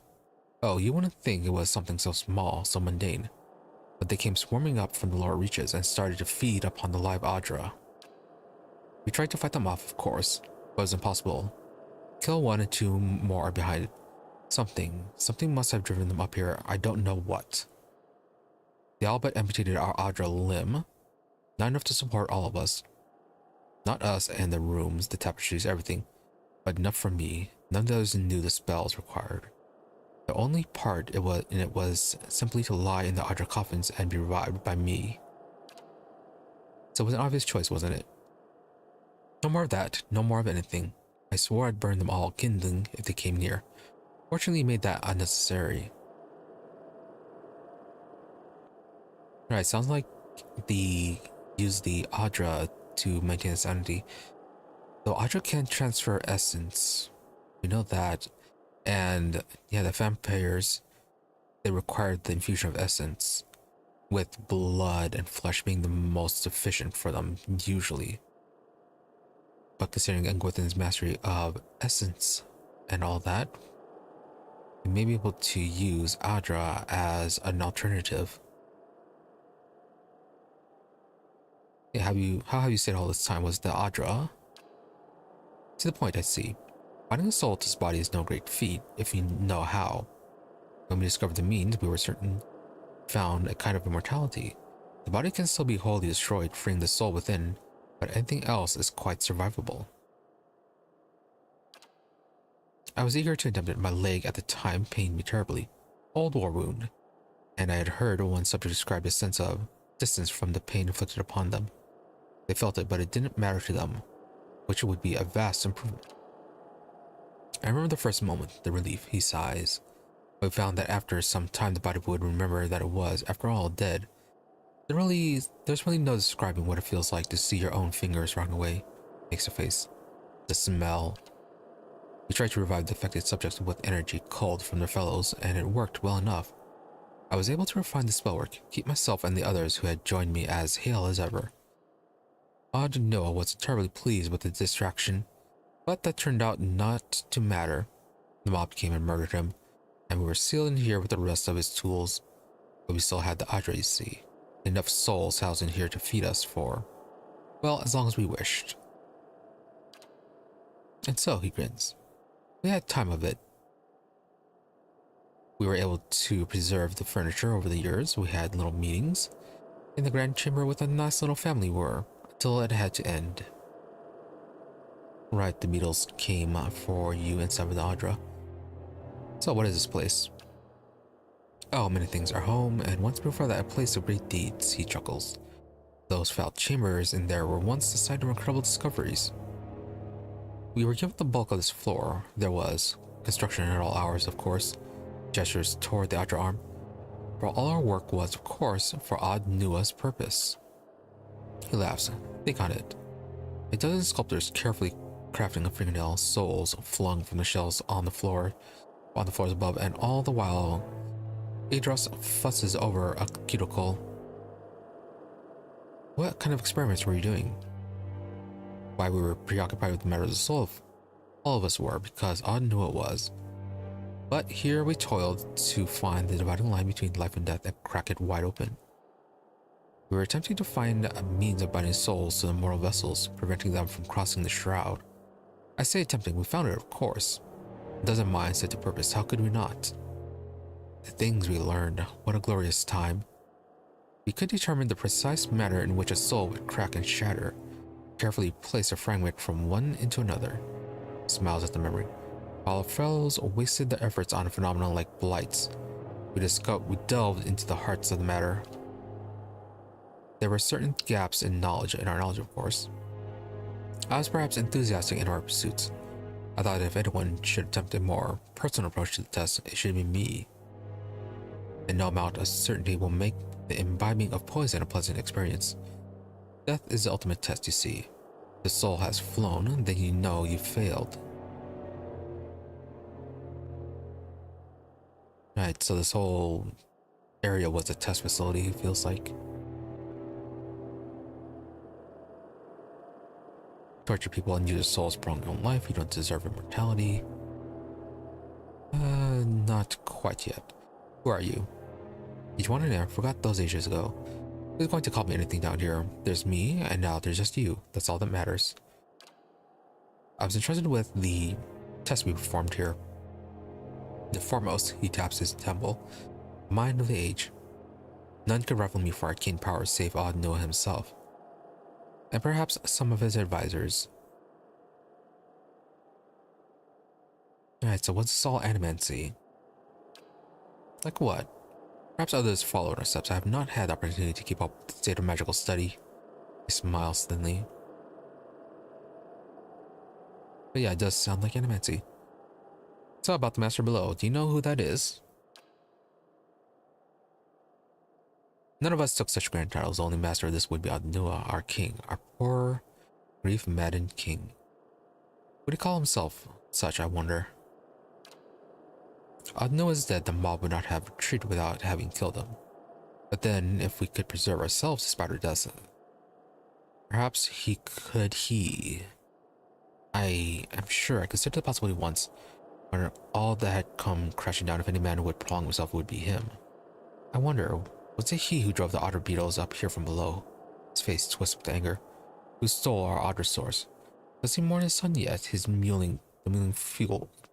mewling fool that he should resent our feeding upon this statue.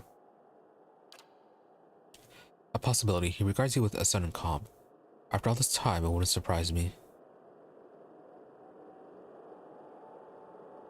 Right, certainly the possibility of it being Adnua then. So, anything you can say about him? Great lord, a wise man in his day, until his son was lost, an accident. Some small unfortunate turn of fate. You have come but a little way past the sealed chambers, you must know by now that Adnua did not take it well. This monument to his grief has outlasted him. Oh, okay, so not experiments, just a monument to his lost son. But his madness provided opportunity, a promise of immortality for all of us. It was found at the behest of a grieving father. What did it matter? He had a flock of devoted servants. Or we had to find the soul in question, to bring it back from wherever it had gone to house it somewhere suitable. And such discoveries have caused something the rabble didn't understand. Okay, so maybe it was both. Alright, no more questions. Very well, good search. Well, courts, I have to say. So about the beetles. Voracious little devils, they're what caused this whole mess. You can kill one, easy enough, but there's a swarm of them chewing through the Adra, my Adra.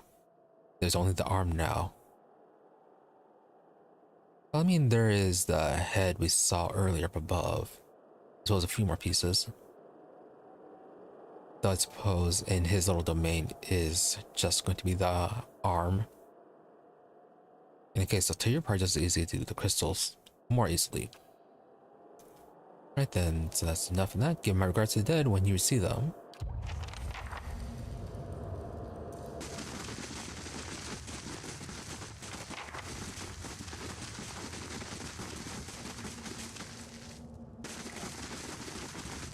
Alright, let's return to the surface.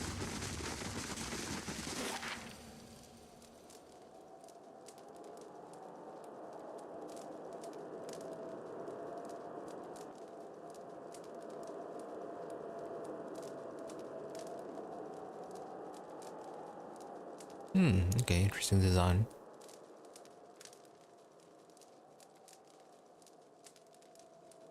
Missing a finger, are you?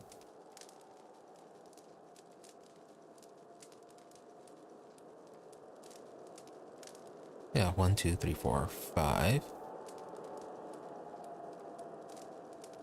Oh, no, okay. No, all 5 here.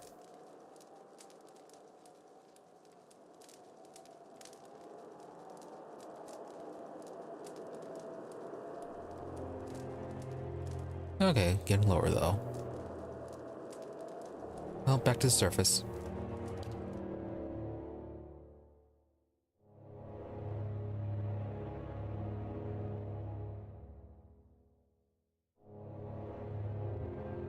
And a bit early, but let's end things here for today. I must say, I'm impressed. Hey, Harlan Payday. But yeah, let's go ahead and end things here for today. A lot of good progress. Finished Act 2 and made a little bit more progress into the dungeon. Probably going to do a few more levels next week on Sunday when we continue before actually dealing with the Act 3 quest. So that will be for Sunday. Tomorrow we'll be back to RimWorld. Yeah, continue our current run with our agents investigating the anomaly, or at least focusing on the base building and completely ignoring the whole main goal of the mod theme I have going on. But yeah, that's for tomorrow, and then Saturday will be continuation of our Total War Warhammer 3 Legendary Gorbad run. So, got all that coming up. Also, might have some time later in the week to stream a bit longer. So, might have a little bit longer schedule later on. Still seeing about things about that. But anyways, yeah, be sure to follow or subscribe to the channels depending on where you prefer watching, whether it be on Twitch or on YouTube for notifications of when we're online. Otherwise, there's always my social media for updates and notifications. Twitter is at Emery_W, IMRE_EE, Blue Sky at Emery-W.